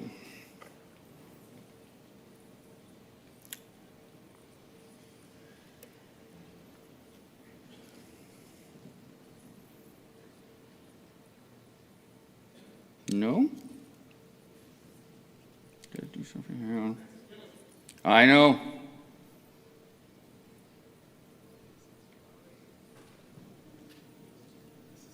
Shit. Let's try. Oh.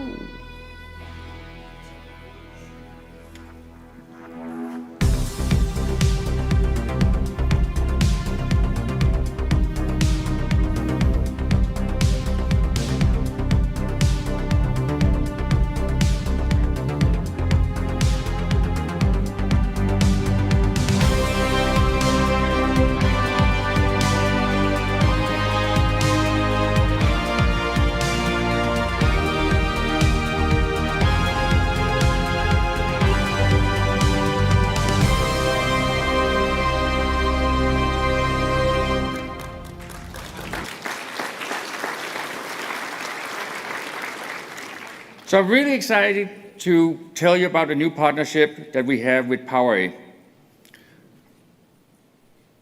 What excites me about working with Power is their understanding of gaming accessory market and the ability to bring flight sim hardware to a broader audience worldwide.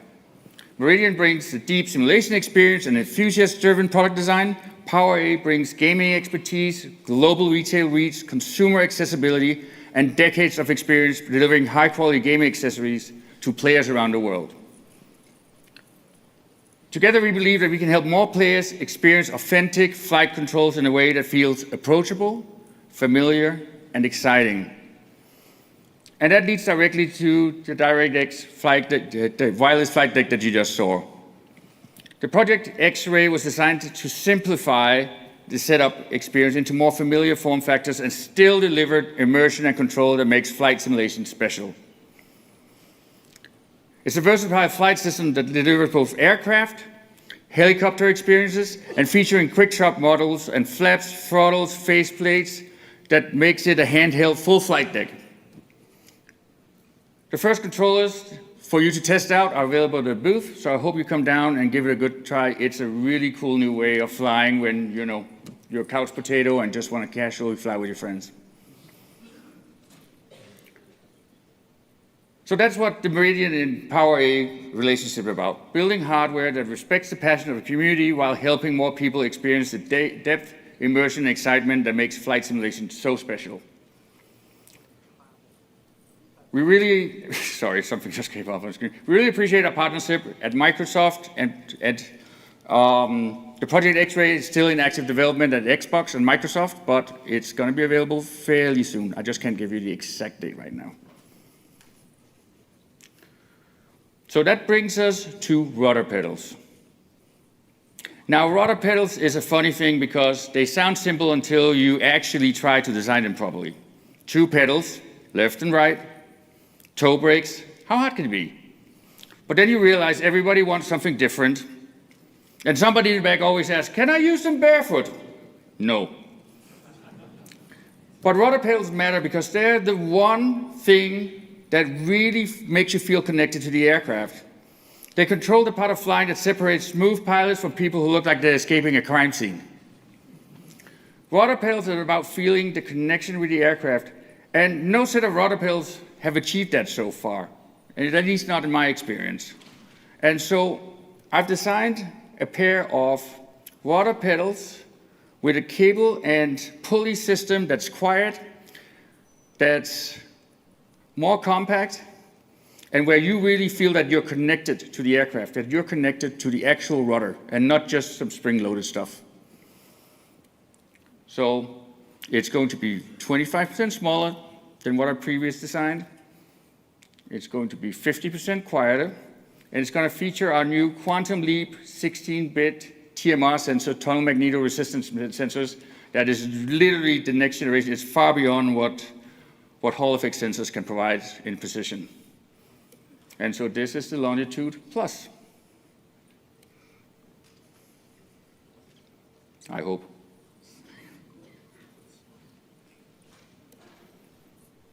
There we go. So this is not completely the final design, but I just want to give you a feel of it. But significantly more compact than what I've done in the past, and it's going to look pretty cool. So Latitude Plus coming in 2027. So the last thing I want to talk about is community and collaboration.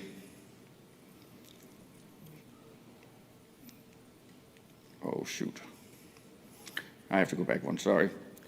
So flight simulation has always been its best when people build things together. That's why collaborations matter a lot to me. Not closed ecosystem, not walls, real partnership. With developers, with hardware companies, with software companies, with creators, and with the community itself. I want to share to you what collaboration means to me and what it means to other companies in this industry.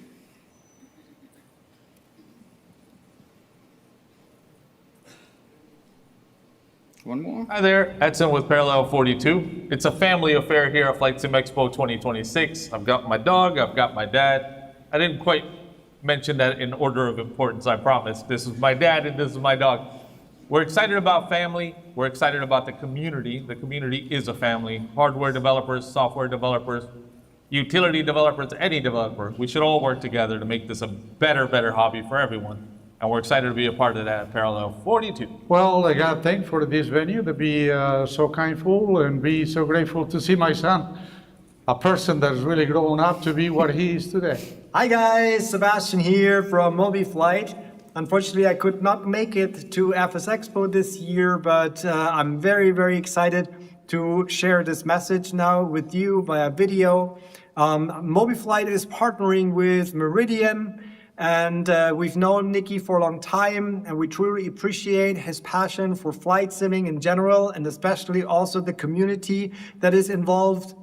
And those values are also driving us as MobiFlight.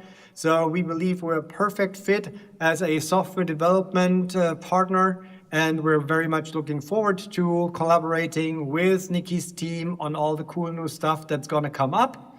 And we obviously wish everyone who is on site a wonderful 3 days of FS Expo weekend, and we are also looking forward to meeting all of you next year, then hopefully in person again. We're from Winflex, and we are the home cockpit hardware simulator developers, and we're happy to work with Meridian and integrate our devices into the Meridian ecosystem to make the customers more convenient to use devices for different platforms. Hey everybody, John from State Level Avionics. Hope you're doing well. Hey, reporting in live from a sunny Chicago. We are going to be flying the Skyhawk up to Flight Sim Expo today in St. Paul. Should be a really nice flight. Looking forward to bringing support and expanding our State Level portfolio of panels to include the all-new Horizon Plus and Latitude Plus from Meridian GMT. So really excited about this partnership with Nicky and the whole crew there. We're going to be walking the floor Friday afternoon and the evening, so feel free, stop me if you got any great panel ideas. Would love to talk more about them with you. And yeah, hope you guys have a great show. We'll see you out there. Stay level. Hey, I'm Thomas. I'm with Tobii Gaming, and I'm excited to be partnering with both hardware and software vendors to make sure that we have a uniform voice to talk to the platform holders and make sure that all of the issues that might prevent the next generation of add-ons, hardware, peripherals to really shine and flourish. So excited to be part of this collaboration of different companies and take the different simulators to the next level.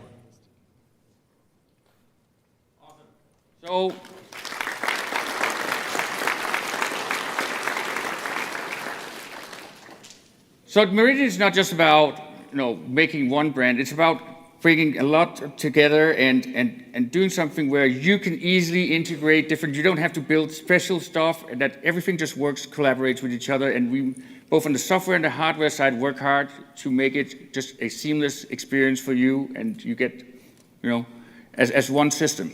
And so that's really important to me. Now, sorry. So last I wanted to say is, when I first got into flight simulation, I never would have imagined that I would stand on a stage like this in front of you. Like many of you, I started with whatever hardware I could afford. I learned by experimenting, by crashing, by getting frustrated, and by upgrading one piece at a time. Because flight simulation is not just software, it's imagination, it's curiosity, it's the dream of flight made accessible to ordinary people. And one of the things that's impressed me most throughout my career is in this industry is the passion and generosity and commitment to the people who make this hobby real. Over the years, I've had the opportunity to meet simmers, pilots, creators, developers, and enthusiasts from all over the world. And what stands out to me, how deeply all of you care about this hobby and industry. It's not just about the products they use, but about how helping this hobby continues to grow and improve. And the support and feedback and the enthusiasm that we've received from the community is just incredible. I'm eternally grateful. Thank you for being part of the community. Thank you for supporting the future of simulation, and thank you for giving Meridian the opportunity to help contribute with that future. We are incredibly excited for what comes next. This is only the beginning, so welcome aboard.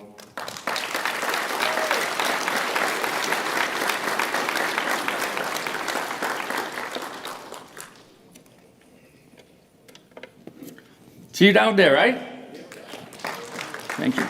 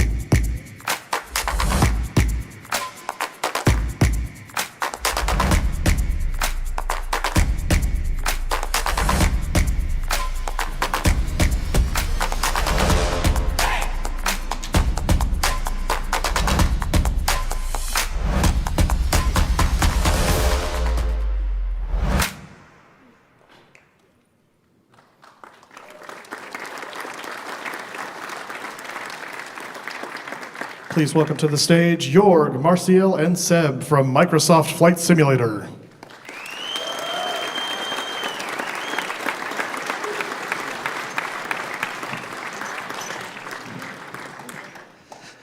Hi everyone.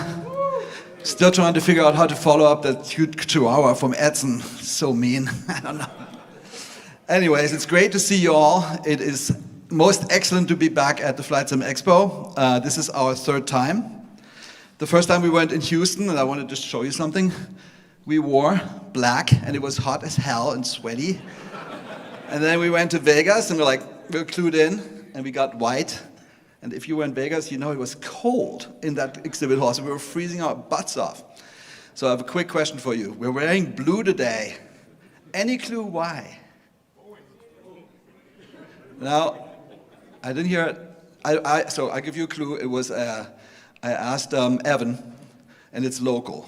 Anybody? Mississippi. World Cup. I knew it, Evan. I knew it. So it's the St. Paul Saints, a minor baseball team.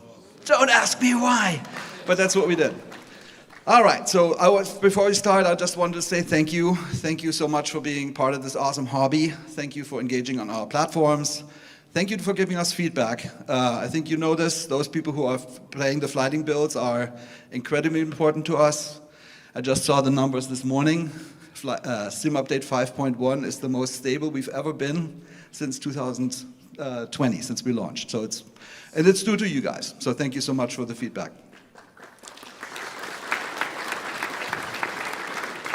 Also want to say thank you for being so friendly. You know, sometimes they say there's grumpy simmers and stuff. I don't think that's true. Like, I got hundreds of emails from people on PlayStation saying how nice y'all were. And that really adds to the hobby. I put the little stat down there. This is the second highest MAU, in case you don't know what that is, monthly active users. So there's a number of people that play Flight Sim since we launched. And the only time we had more was when we launched Top Gun. So it's quite something. The hobby is growing, which is good for all of us. All right, so I don't know how many of you watched the Xbox keynote, but we were just in the keynote last weekend. We introduced World Update 22, national parks in the United States and national monuments, and also something else, which I'll talk about in a little bit. I got a lot of emails, and basically I wanted to spend a few minutes talking about what is this, why are we excited. I'm personally excited. Personal story, I made a decision to move to America, sitting on Enchanted Rock in Texas, which is a national monument. And for me, this holds a special place. I think this is a beautiful country, and it should be celebrated, and this is why we did this World Update, just right in time for the 250th anniversary.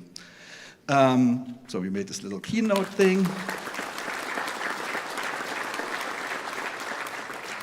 And so what is it? So obviously you saw a trailer. It was not very long, 90 seconds in total, right? So the first 60 seconds showed you some countryside.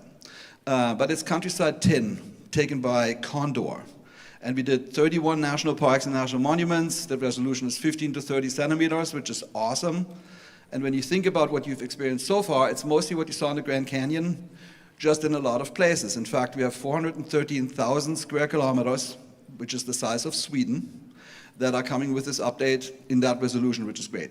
It's possible because of this. We have this partner, largest company in the world that does these types of things. These cameras are ludicrously expensive, but they give us this data. And I just wanted to show you a couple of those things as they come in. And I can't wait for you to see it because it just looks so awesome. The other thing that's really cool about this world update is the first time that we have the water masks from Bing integrated. And that means that the water edges are now essentially pixel perfect, which I think is a big deal for this. Like, for example, this canyon here in Utah. But it's also a big deal for going forward because the water is going to be much better. The second thing, this is a world update. So in the trailer, we only have that much time, right? So Gaia made 46 POIs because we didn't want to just have the tin. We also wanted locations. So we did a lot of visitor centers here, Joshua Tree. I'm just going to go through this real quick. If you went to any of these places, you know how accurate this is. Here's Canyonlands, Petrified Forest. If you were at the GPE event, you know this. This is the South Rim Center. And then Asobo actually just coded something new, which is you can blend together materials between terrain and objects. That helps us with things like this. So some of the arches don't reconstruct well, so we handcrafted them, or rather Gaia did. And then you get some really cool shapes. And here's tunnel view, et cetera, et cetera. So. Then there's also an airport. There's only one in a national park. It's Jackson Hole, and Gaia did this one. It looks great. I don't know how much you're looking at Gaia's airports, but I think they're getting better and better as we go. I'm super proud of what we're doing here. And then there's something new. We have something that's called guided tours. We actually wanted to do this for launch, and we didn't get there. It's basically tours that are commented, because these national parks really deserve to be commented. So there's 3 of them, Grand Canyon, Grand Teton, and Bryce Canyon. And then the last thing, and some people noticed this right away, we also celebrated last year, we celebrated the 100th anniversary of Goodyear.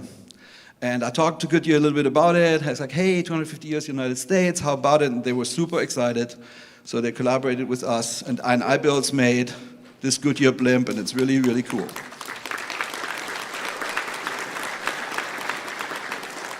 And it's, of course, all free, as always, right? So, and then the Xbox keynote also showed the National Championship Air Racing, which is super good. We're working with the organization that runs this show. As you might know, they moved from Reno to Roswell 2 years ago. This is actually the old picture we used from Reno, because it's still in there. So a lot of people ask me, what is it? What are we actually doing? So quick story, we launched the Reno Air Races in November 2021. In 2 different versions. One was sort of a smaller add-on called Expansion Pack with 4 aircraft, and then there was a collection with another 40, basically variances. I had some regrets, quite frankly, because I thought we should have put the Reno Air Races themselves into the base sim. Making that behind a paywall, I think, was a bad idea.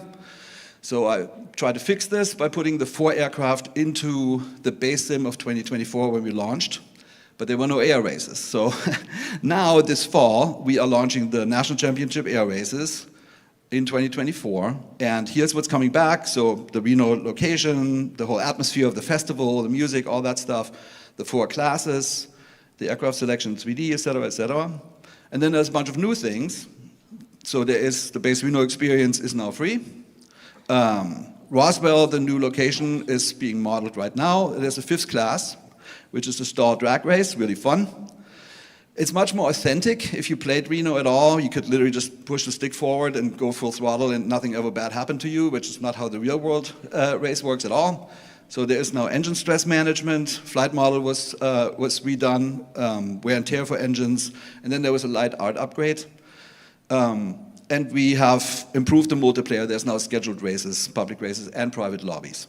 All right, so that is all coming out here. You can see a little bit where the team is at right now with the scenery layout, and it's coming together great, and we're intending to launch this in the fall. And that gets us to the roadmap. Sometimes if you watch our Dev Q&As, you see these things. So we're sort of halfway through the year now. It's June, and we promised 2 things in June. City Update 15, and a base sim aircraft, and also the Piper M60. So let's look at City Update 15. Anybody guess what we have? Yes, and? Illinois, Minnesota, and Wisconsin, which doesn't roll from the tongue, but a lot of people said, hey, Chicago, guys, you know, so we have a much, much bigger Chicago. We have a bunch of other cities, so I think you'll be delighted by this. That is launching, oh, I have a trailer. Let's do that. Trailer 1.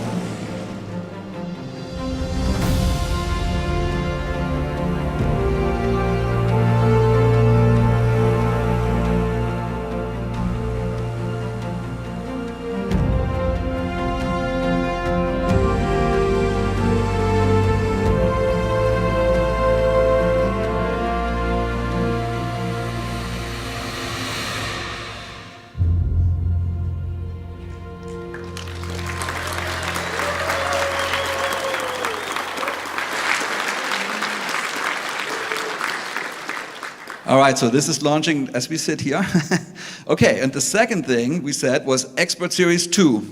And we showed that at DevQ&A, and I'm so happy to work with Raul Morales from FS Reborn, and he's here to talk about it. There he is. Hello.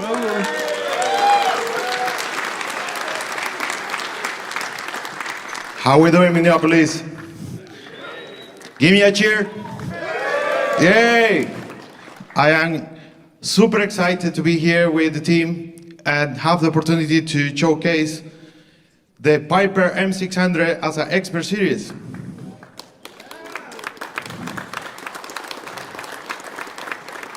I wanted to bring to the entire Microsoft Flight Simulator community something different. And we spoke to Jörg about this over a year, and we've been working together to bring something that start bringing actually that concept of what is an expert series. So this aircraft is capable to fly very long journeys on low cruise settings, but you can actually go pretty fast at 274 knots. It's capable of having 6 seats and an altitude of 30,000 feet. Let's have a look a little bit inside. So the aircraft will come with a full suite of G3000 suite, and we developed for the first time on the G3000 reversionary mode. So as you can see in there, on the first picture, we can see when you turn on the aircraft, all the display of the engine will be ready for you just as the real aircraft does. We have modeled over 100 circuits simulated for your own enjoyment, so you can have fun destroying it or flying it correctly. And I do encourage you to fly it correctly. With the help of working title, we have developed auto throttle and all the avionics that you see on the pictures. But we went further. We wanted to give you guys a taste of what happens if I don't fly this right. And we put custom engine simulation, custom fuel temperature simulation, pressurization, all that. And you will thinking, well, it's all this very nerdy. What does that mean? If you fly this aircraft too high and it's very cold, your fuel lines will freeze and have fun. But there is much more. This is an aircraft with consequences that you can see there on the picture. So what will occur is that if you feel brave enough, yeah, I can fly expert series because I am a real pilot. And you enable all those settings and say, yeah, go for it. You better follow the checklist. Otherwise, you're going to be buying a new PTCG engine very shortly. As you can see on this picture, what is happening is the pilot forgot to put the ignition switch. I put all the fuel on, and I said, oh, my engine isn't starting. Oh yeah, here is the switch. I went up. But what's going on is the fuel have accumulated on the engine, and the combustion chamber just receive all the fuel at once, and you get very fancy fires. And it will be very fun to watch, but not very fun to pay for the cost, as you would imagine, as it's a new engine. You will have as well hot starts and hydraulic issues with the aircraft. This is all optional. You can not enable those options and fly the aircraft just as you please. But the whole objective of bringing you an expert series is that actually you can try to be an expert, right? Is not what we want? Yes. Okay. But there is more. Autoland works.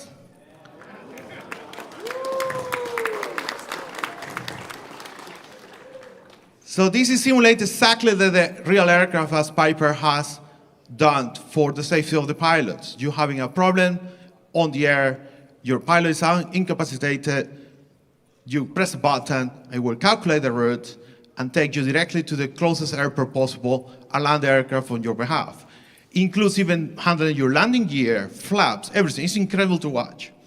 And this is, I'm very proud to say, thank you to the amazing team, is available today, is releasing now, as I'm speaking, as I've been told.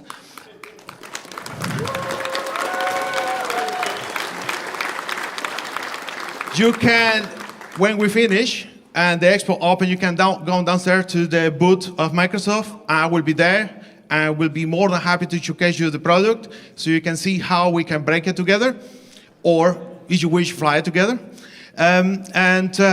Now I would like to introduce you the official trailer for the video of this amazing aircraft.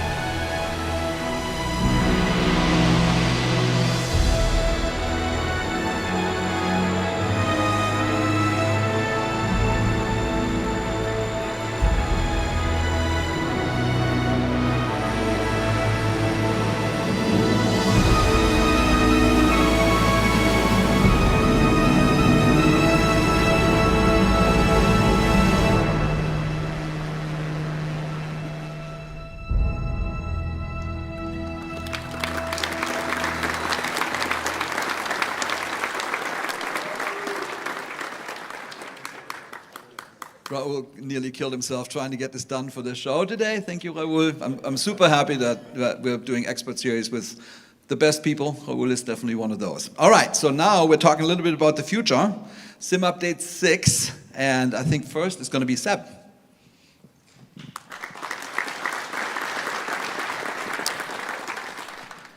Hi, so we're bringing a few improvements to the flight model and the simulation in Sim Update 6. The first one is in the visualization, which we already had before. You can now visualize airflow when it goes down. So this is happening in quite a few cases, for example in the mountains. It's called föhn in some cases when the air goes down, or downdrafts in heavy weather, or also wind shear. I have a video which shows, for example, in the mountains in action. So this is an option you can turn on and off, and you can see the wind airflow. For example, on the side which has had more sun, the air is going up. On the other side is going down, depending on where the wind is coming from as well. On the next slide, here we have we have 4 new assistances to debug helicopters, to help helicopter creators make really great helicopters. So one is to help improve tuning the assistance of the helicopter. So this allows to assist to tune the pitch, bank, and rudder assistance. So here I'm switching it on. So you can see there's a PID for the pitch, for the bank, for the rudder, for the collective. So these assistances can be enabled in the assistance menu, and they need to be tuned per helicopter so that they work perfectly.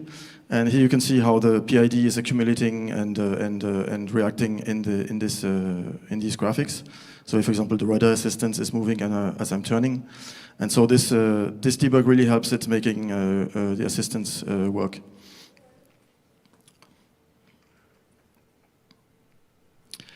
Yeah, when you fly, you can see the assistances are less and less effective, and with the speed, and the graphics really help understand how this works and fine-tune the assistance. And then another one we have developed is, so it was always a little bit tricky because you didn't have any visual feedback to tune the rotor blades.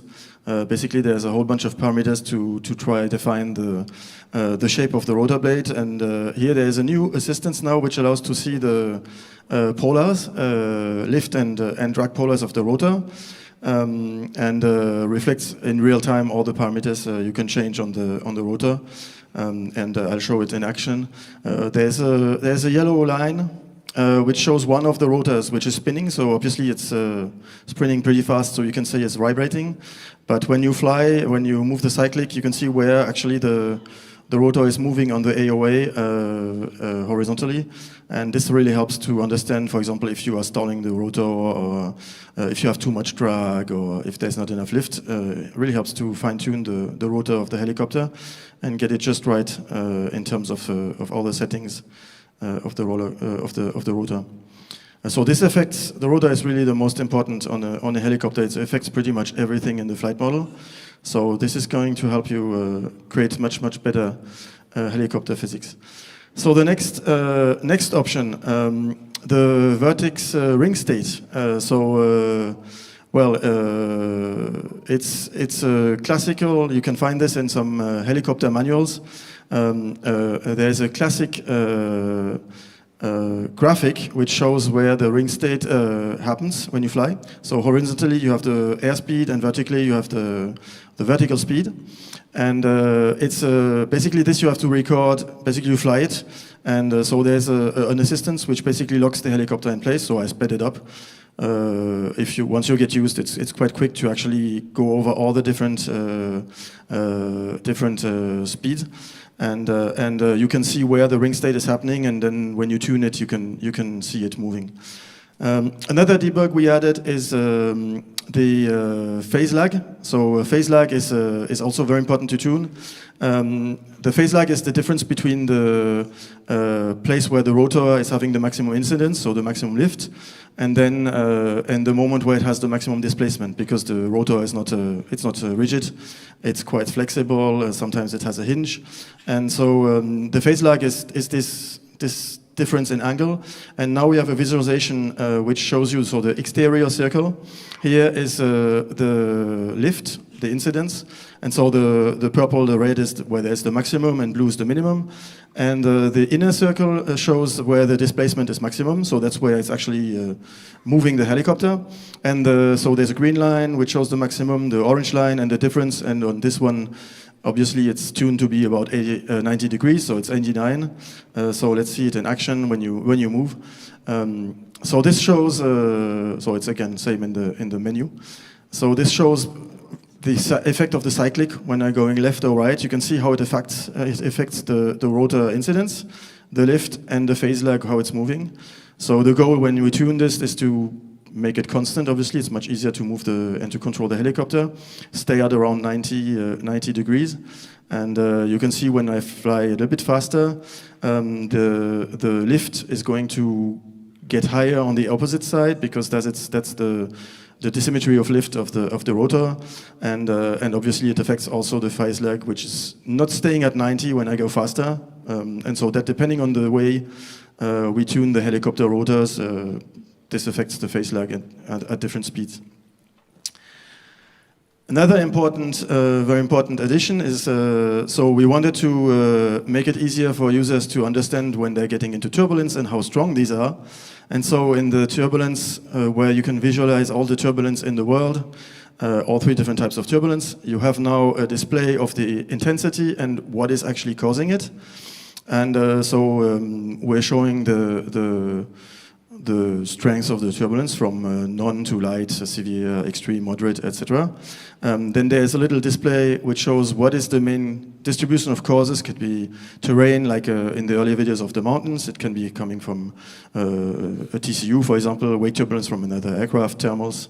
And then we have we actually compute the EDR on all the 3 axes, so that you can see if it's more going to be on roll, pitch, and I'm going to show a little video in action. So first with the turbulence on, so I try to fly, so at the beginning there's no turbulence, I fly right into the TCU here, and we can see the turbulence moving up into moderate, and at some point it's going to be severe. It's affecting the different axes of the helicopter, this is a 208 of the aircraft. And here it's getting more and more uncontrollable. At some point it's going to be so severe, I'm really moving the yoke at maximum. For example, here I'm overspeeding even though I'm pulling as hard as I can. And there's a lot of pitch down at this moment, a lot of yaw turbulence. And here I'm flying back out of the TCU, and the turbulence is going back down to moderate light. So this, we hope, is also going to help people. We have a lot of feedback on turbulence. Some people want more, some people want less. So if you have feedback, it's always good to have a screenshot of this so we can see what you actually had as a turbulence intensity when you witnessed turbulence. And more changes in Simulate 6 by Martial.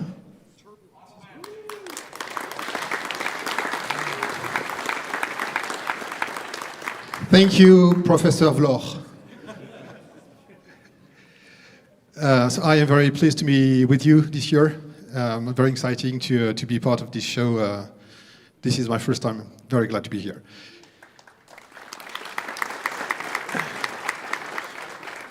So with the team, we've decided to pick few topics to show you what's going on with the next sim updates. And the very first one is what is happening with lighting for airports.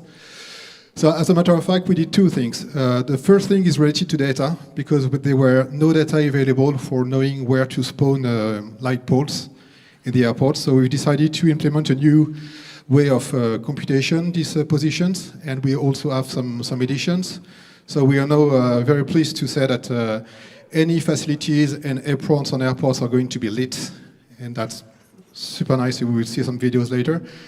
And we did also another implementation.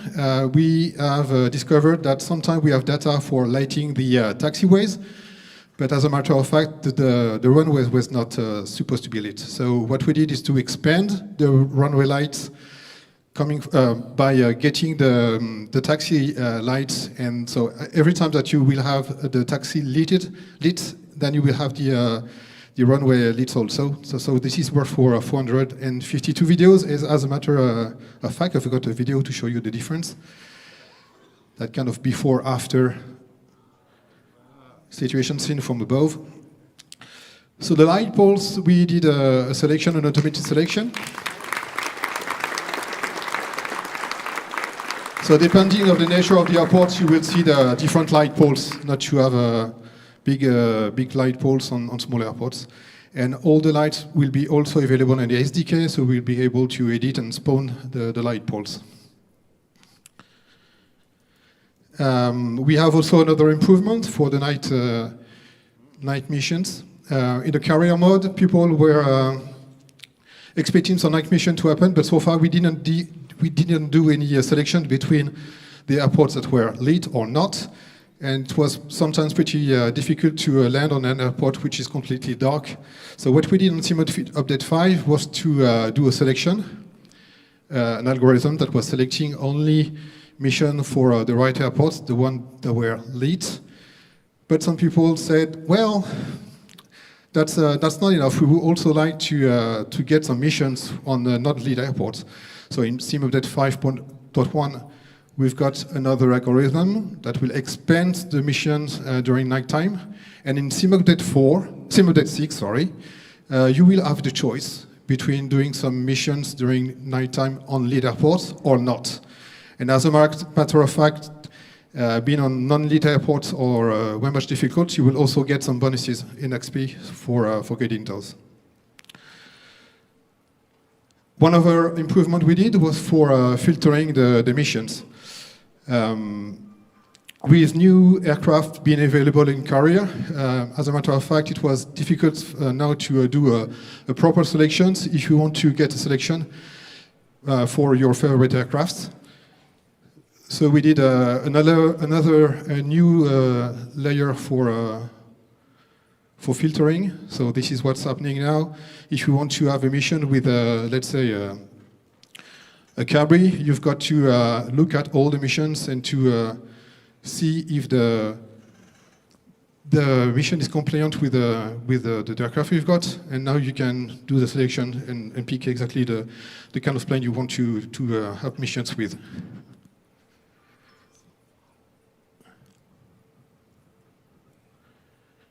Here we are. And we are pretty glad to say that we've looked at all the feedback from the community, and one of the most desired feedback we were getting was to be able to play bush trips in Flight Sim 2024. So bush trips are coming to Flight Sim 2024 with Sim Update 4, to be Sim Update 6, I'm sorry.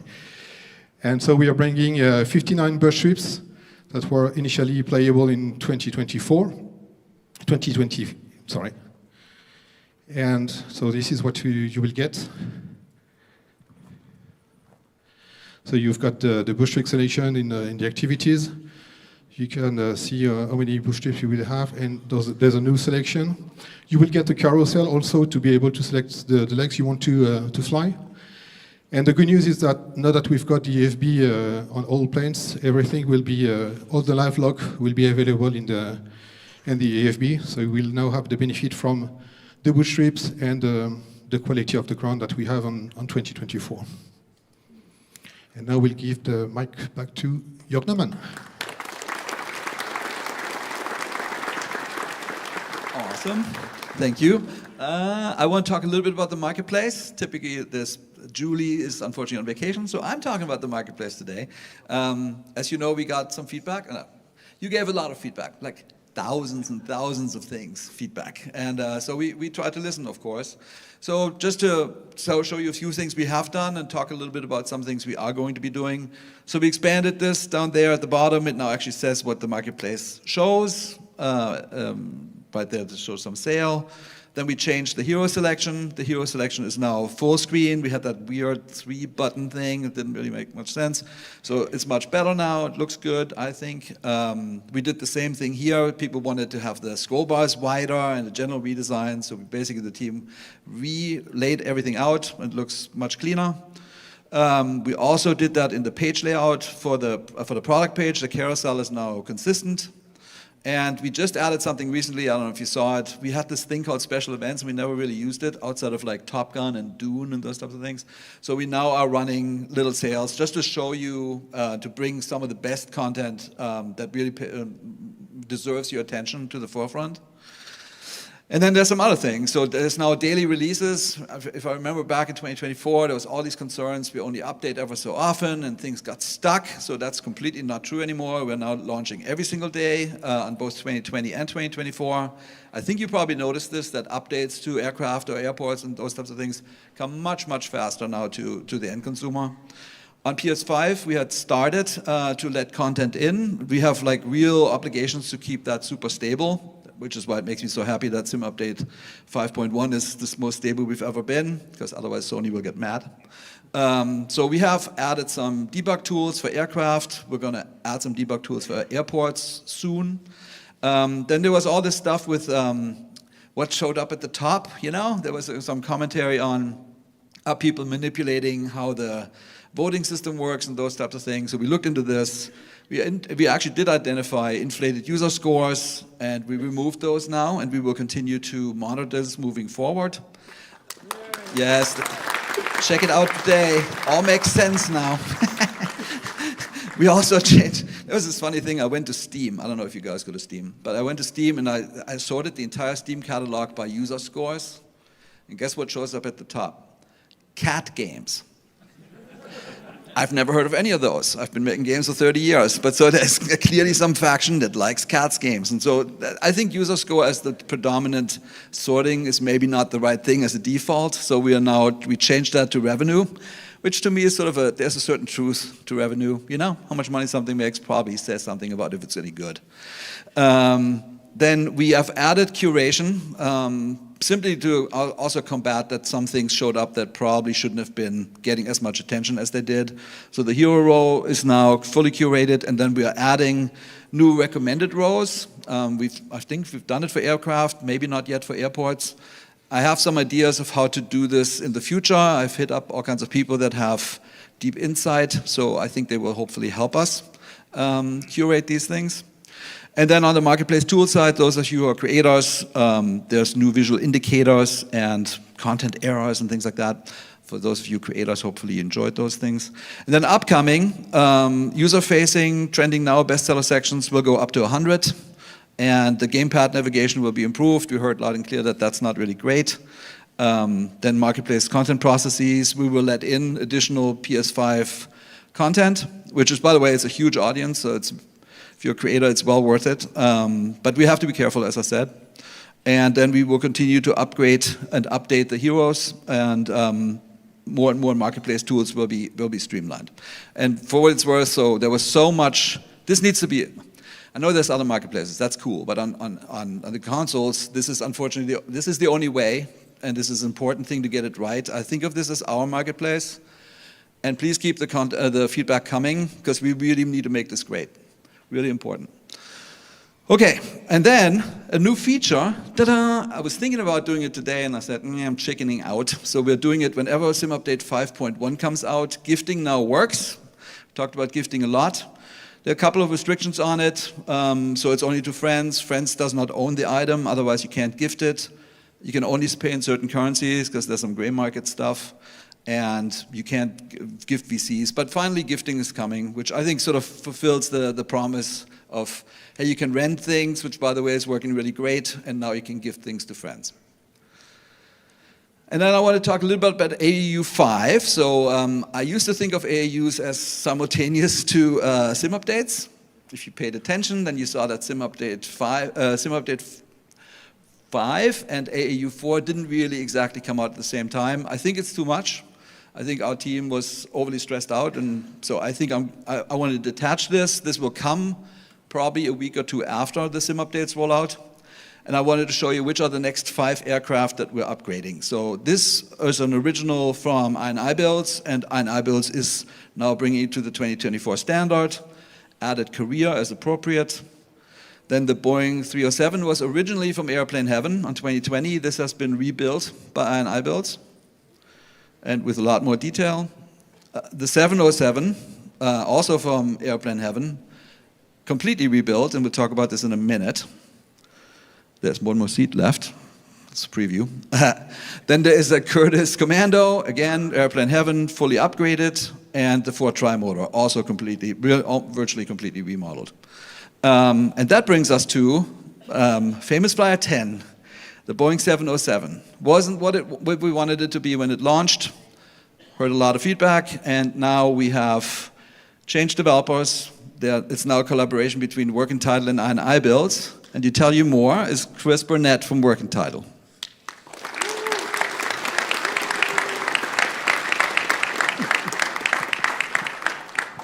Yes.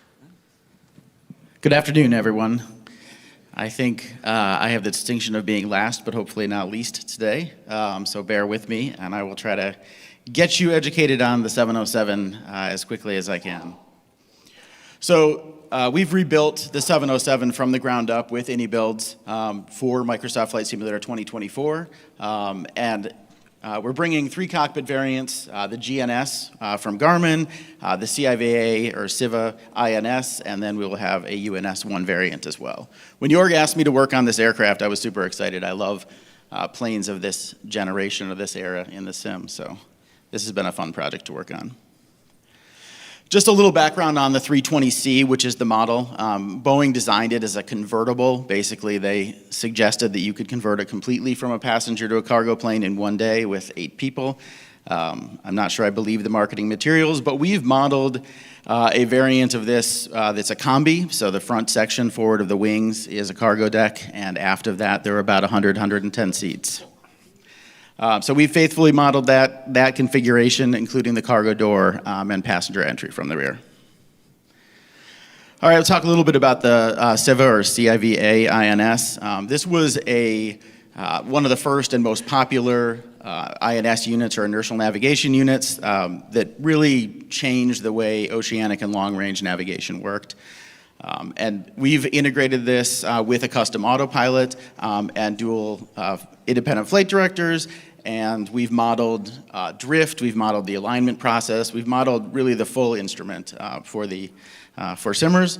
There's a companion EFB app, which I'll talk about in a few minutes. Let's see. Okay, yeah, the UNS-1. So this variant is going to be the one you're going to want to fly if you're going to be operating in a modern RNAV environment. And this is the RDR-1 weather radar, another instrument that was common in the 707 that we've built as well. And something I wanted to point out about all 3 of those instruments is they'll all be made as sim attachments, which means they'll be available for other aircraft developers in the sim once the sim releases. So you will hopefully find these instruments in other planes in the future. All right, so I want to talk about the EFB app. 707 has a custom companion EFB app, a variety of features. Focus first on the SIVA tab on the EFB. So what this does is essentially automate the process of loading and managing waypoints inside the SIVA. The real-world SIVA can only hold 9 waypoints, ours as well. That means that for any flight plan that's more than 9 waypoints long, you're going to need to rotate or cycle waypoints through the SIVA. The EFB app just makes that really easy to do. You can optionally load arrival, departure procedures, but of course you can turn that all off and do it yourself if you're a masochist.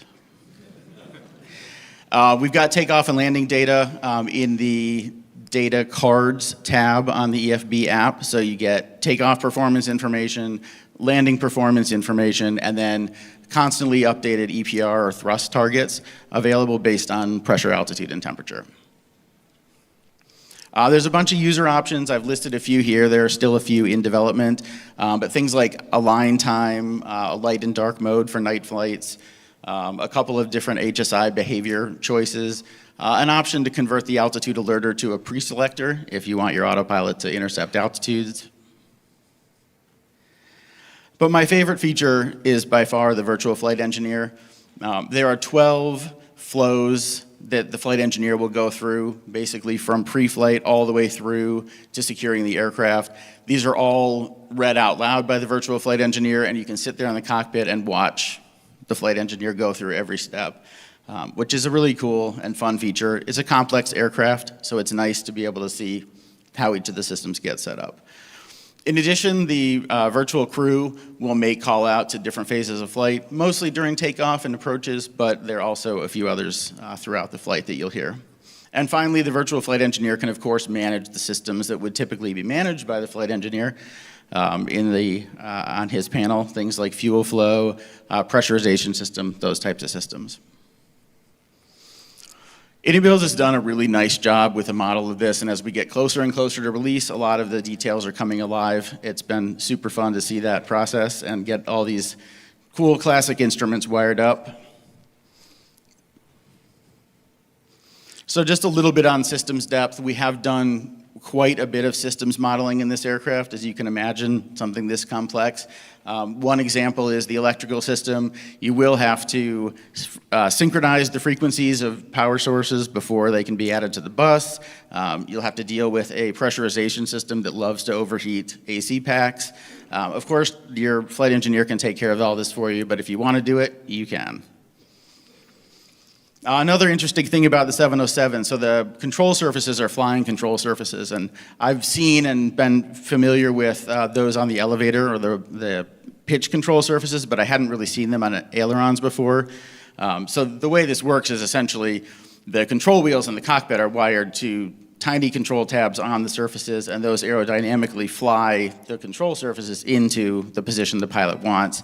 A KC-135 pilot I was chatting with about this referred to this plane as the original fly-by-wire plane, which I thought was kind of funny. Okay, we've got a custom autopilot, represents both the capabilities and limitations of an autopilot of this generation. Don't expect modern digital precision out of this autopilot, but there are dual independent flight directors, each with their own guidance computers, just like the real aircraft. Okay, we've also simulated water injection. So this was an option on the 320C, essentially a feature to enable greater thrust for hot and high departures. So you can try that out. And we've, of course, simulated directional gyro compass drift and the systems in the 707 that counter that drift. The aircraft will be career compatible. And so that's it. Thank you guys very much. I hope you're looking forward to it, looking forward to getting it in your hands. Back to you, Jörg. I'll speak fast because we're way over time. Okay, so upcoming releases for the rest of the year, we just showed. So simply update 15, launched just now. World Update 22 is going to launch July 4th. Sim Update 5, interesting, right? So we're still at it. As I said, the 1732 is looking really good. We promised our test team at least a week with the build before we put it out, after flighting feedback is all green.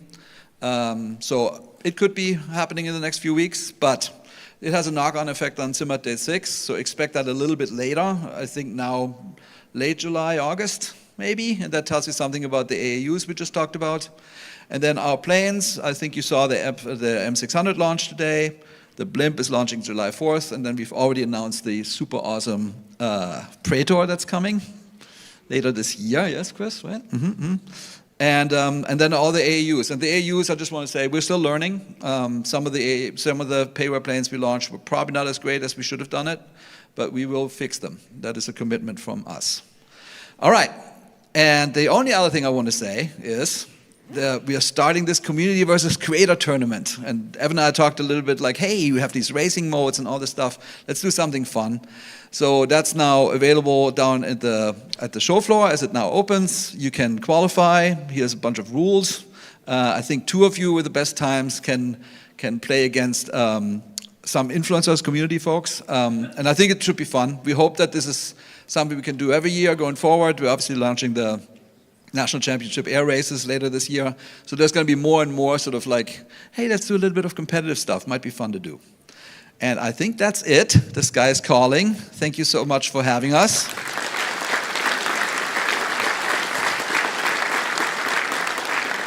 Looking forward to seeing you on the show floor. Have a great show. Bye. Hey, thank you, Microsoft. There's a lot of you. All right, guys, before you leave, there's a couple things we've got to do. So stay down, sit down, don't get excited. So first of all, I'm the SIVA masochist he was referring to on the 707, so I don't need any of that automation stuff. But note, since you're here, you all have your badges already. So tomorrow, for when the show opens, you're not going to need to go and pre-register and get here early to do any of that. You've got your badge already. That's already set. So just keep that in mind. There's no sense in getting here way early because they're just going to open the doors when it opens and you can go in. So we do have all the security and stuff that we have to do. We're going to avoid going through the security again today to get down there in just a second. And so as a result of that, I'm going to be dismissing you, but we have to do so we can be in an orderly fashion. Gotcha.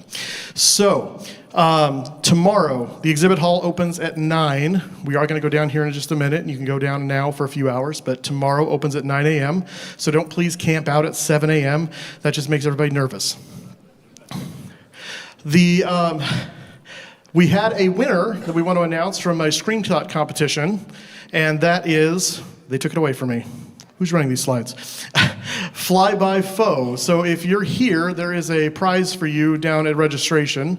So you can go pick that up. Congratulations. That was our winning beautiful 727 by Northwest. That's right. Round of applause. Excellent.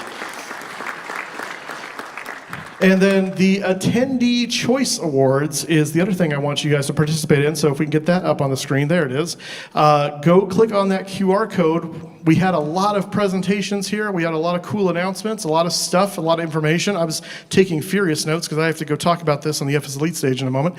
But we want you guys to vote what you guys thought was the most exciting announcement, and we want to hear from you. So please take a moment, screenshot that QR code, and please register your vote as we get ready to dismiss here in just a moment.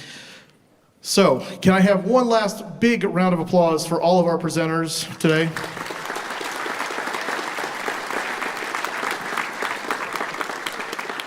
All right. So with that, I'm going to ask that this section over here, if you guys are ready, you can now get up and head toward the exits. The rest of you, I need you to stay seated. Do not make me issue you a phone number. Everyone will be able to go to the floor. Don't worry, there's nothing there waiting for you that you can't get if someone else gets there first. But we don't want people running over each other. Safety first, just like in the aviation world, safety first, safety first. And while you're sitting there, please be registering your vote for our Attendee Choice Awards. I just did. They're moving. Don't make me come back there. All right. As they're exiting, let's go ahead and have this section now come up, please.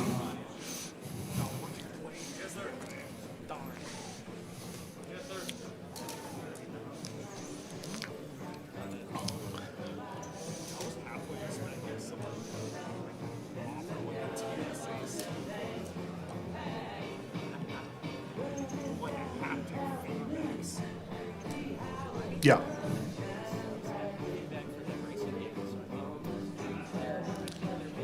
All right, just a few more moments here. Let them kind of clear out of the way before we... I'm very proud of you guys for following directions, I gotta say. I expected like just a stampede and you guys just ignored me, so...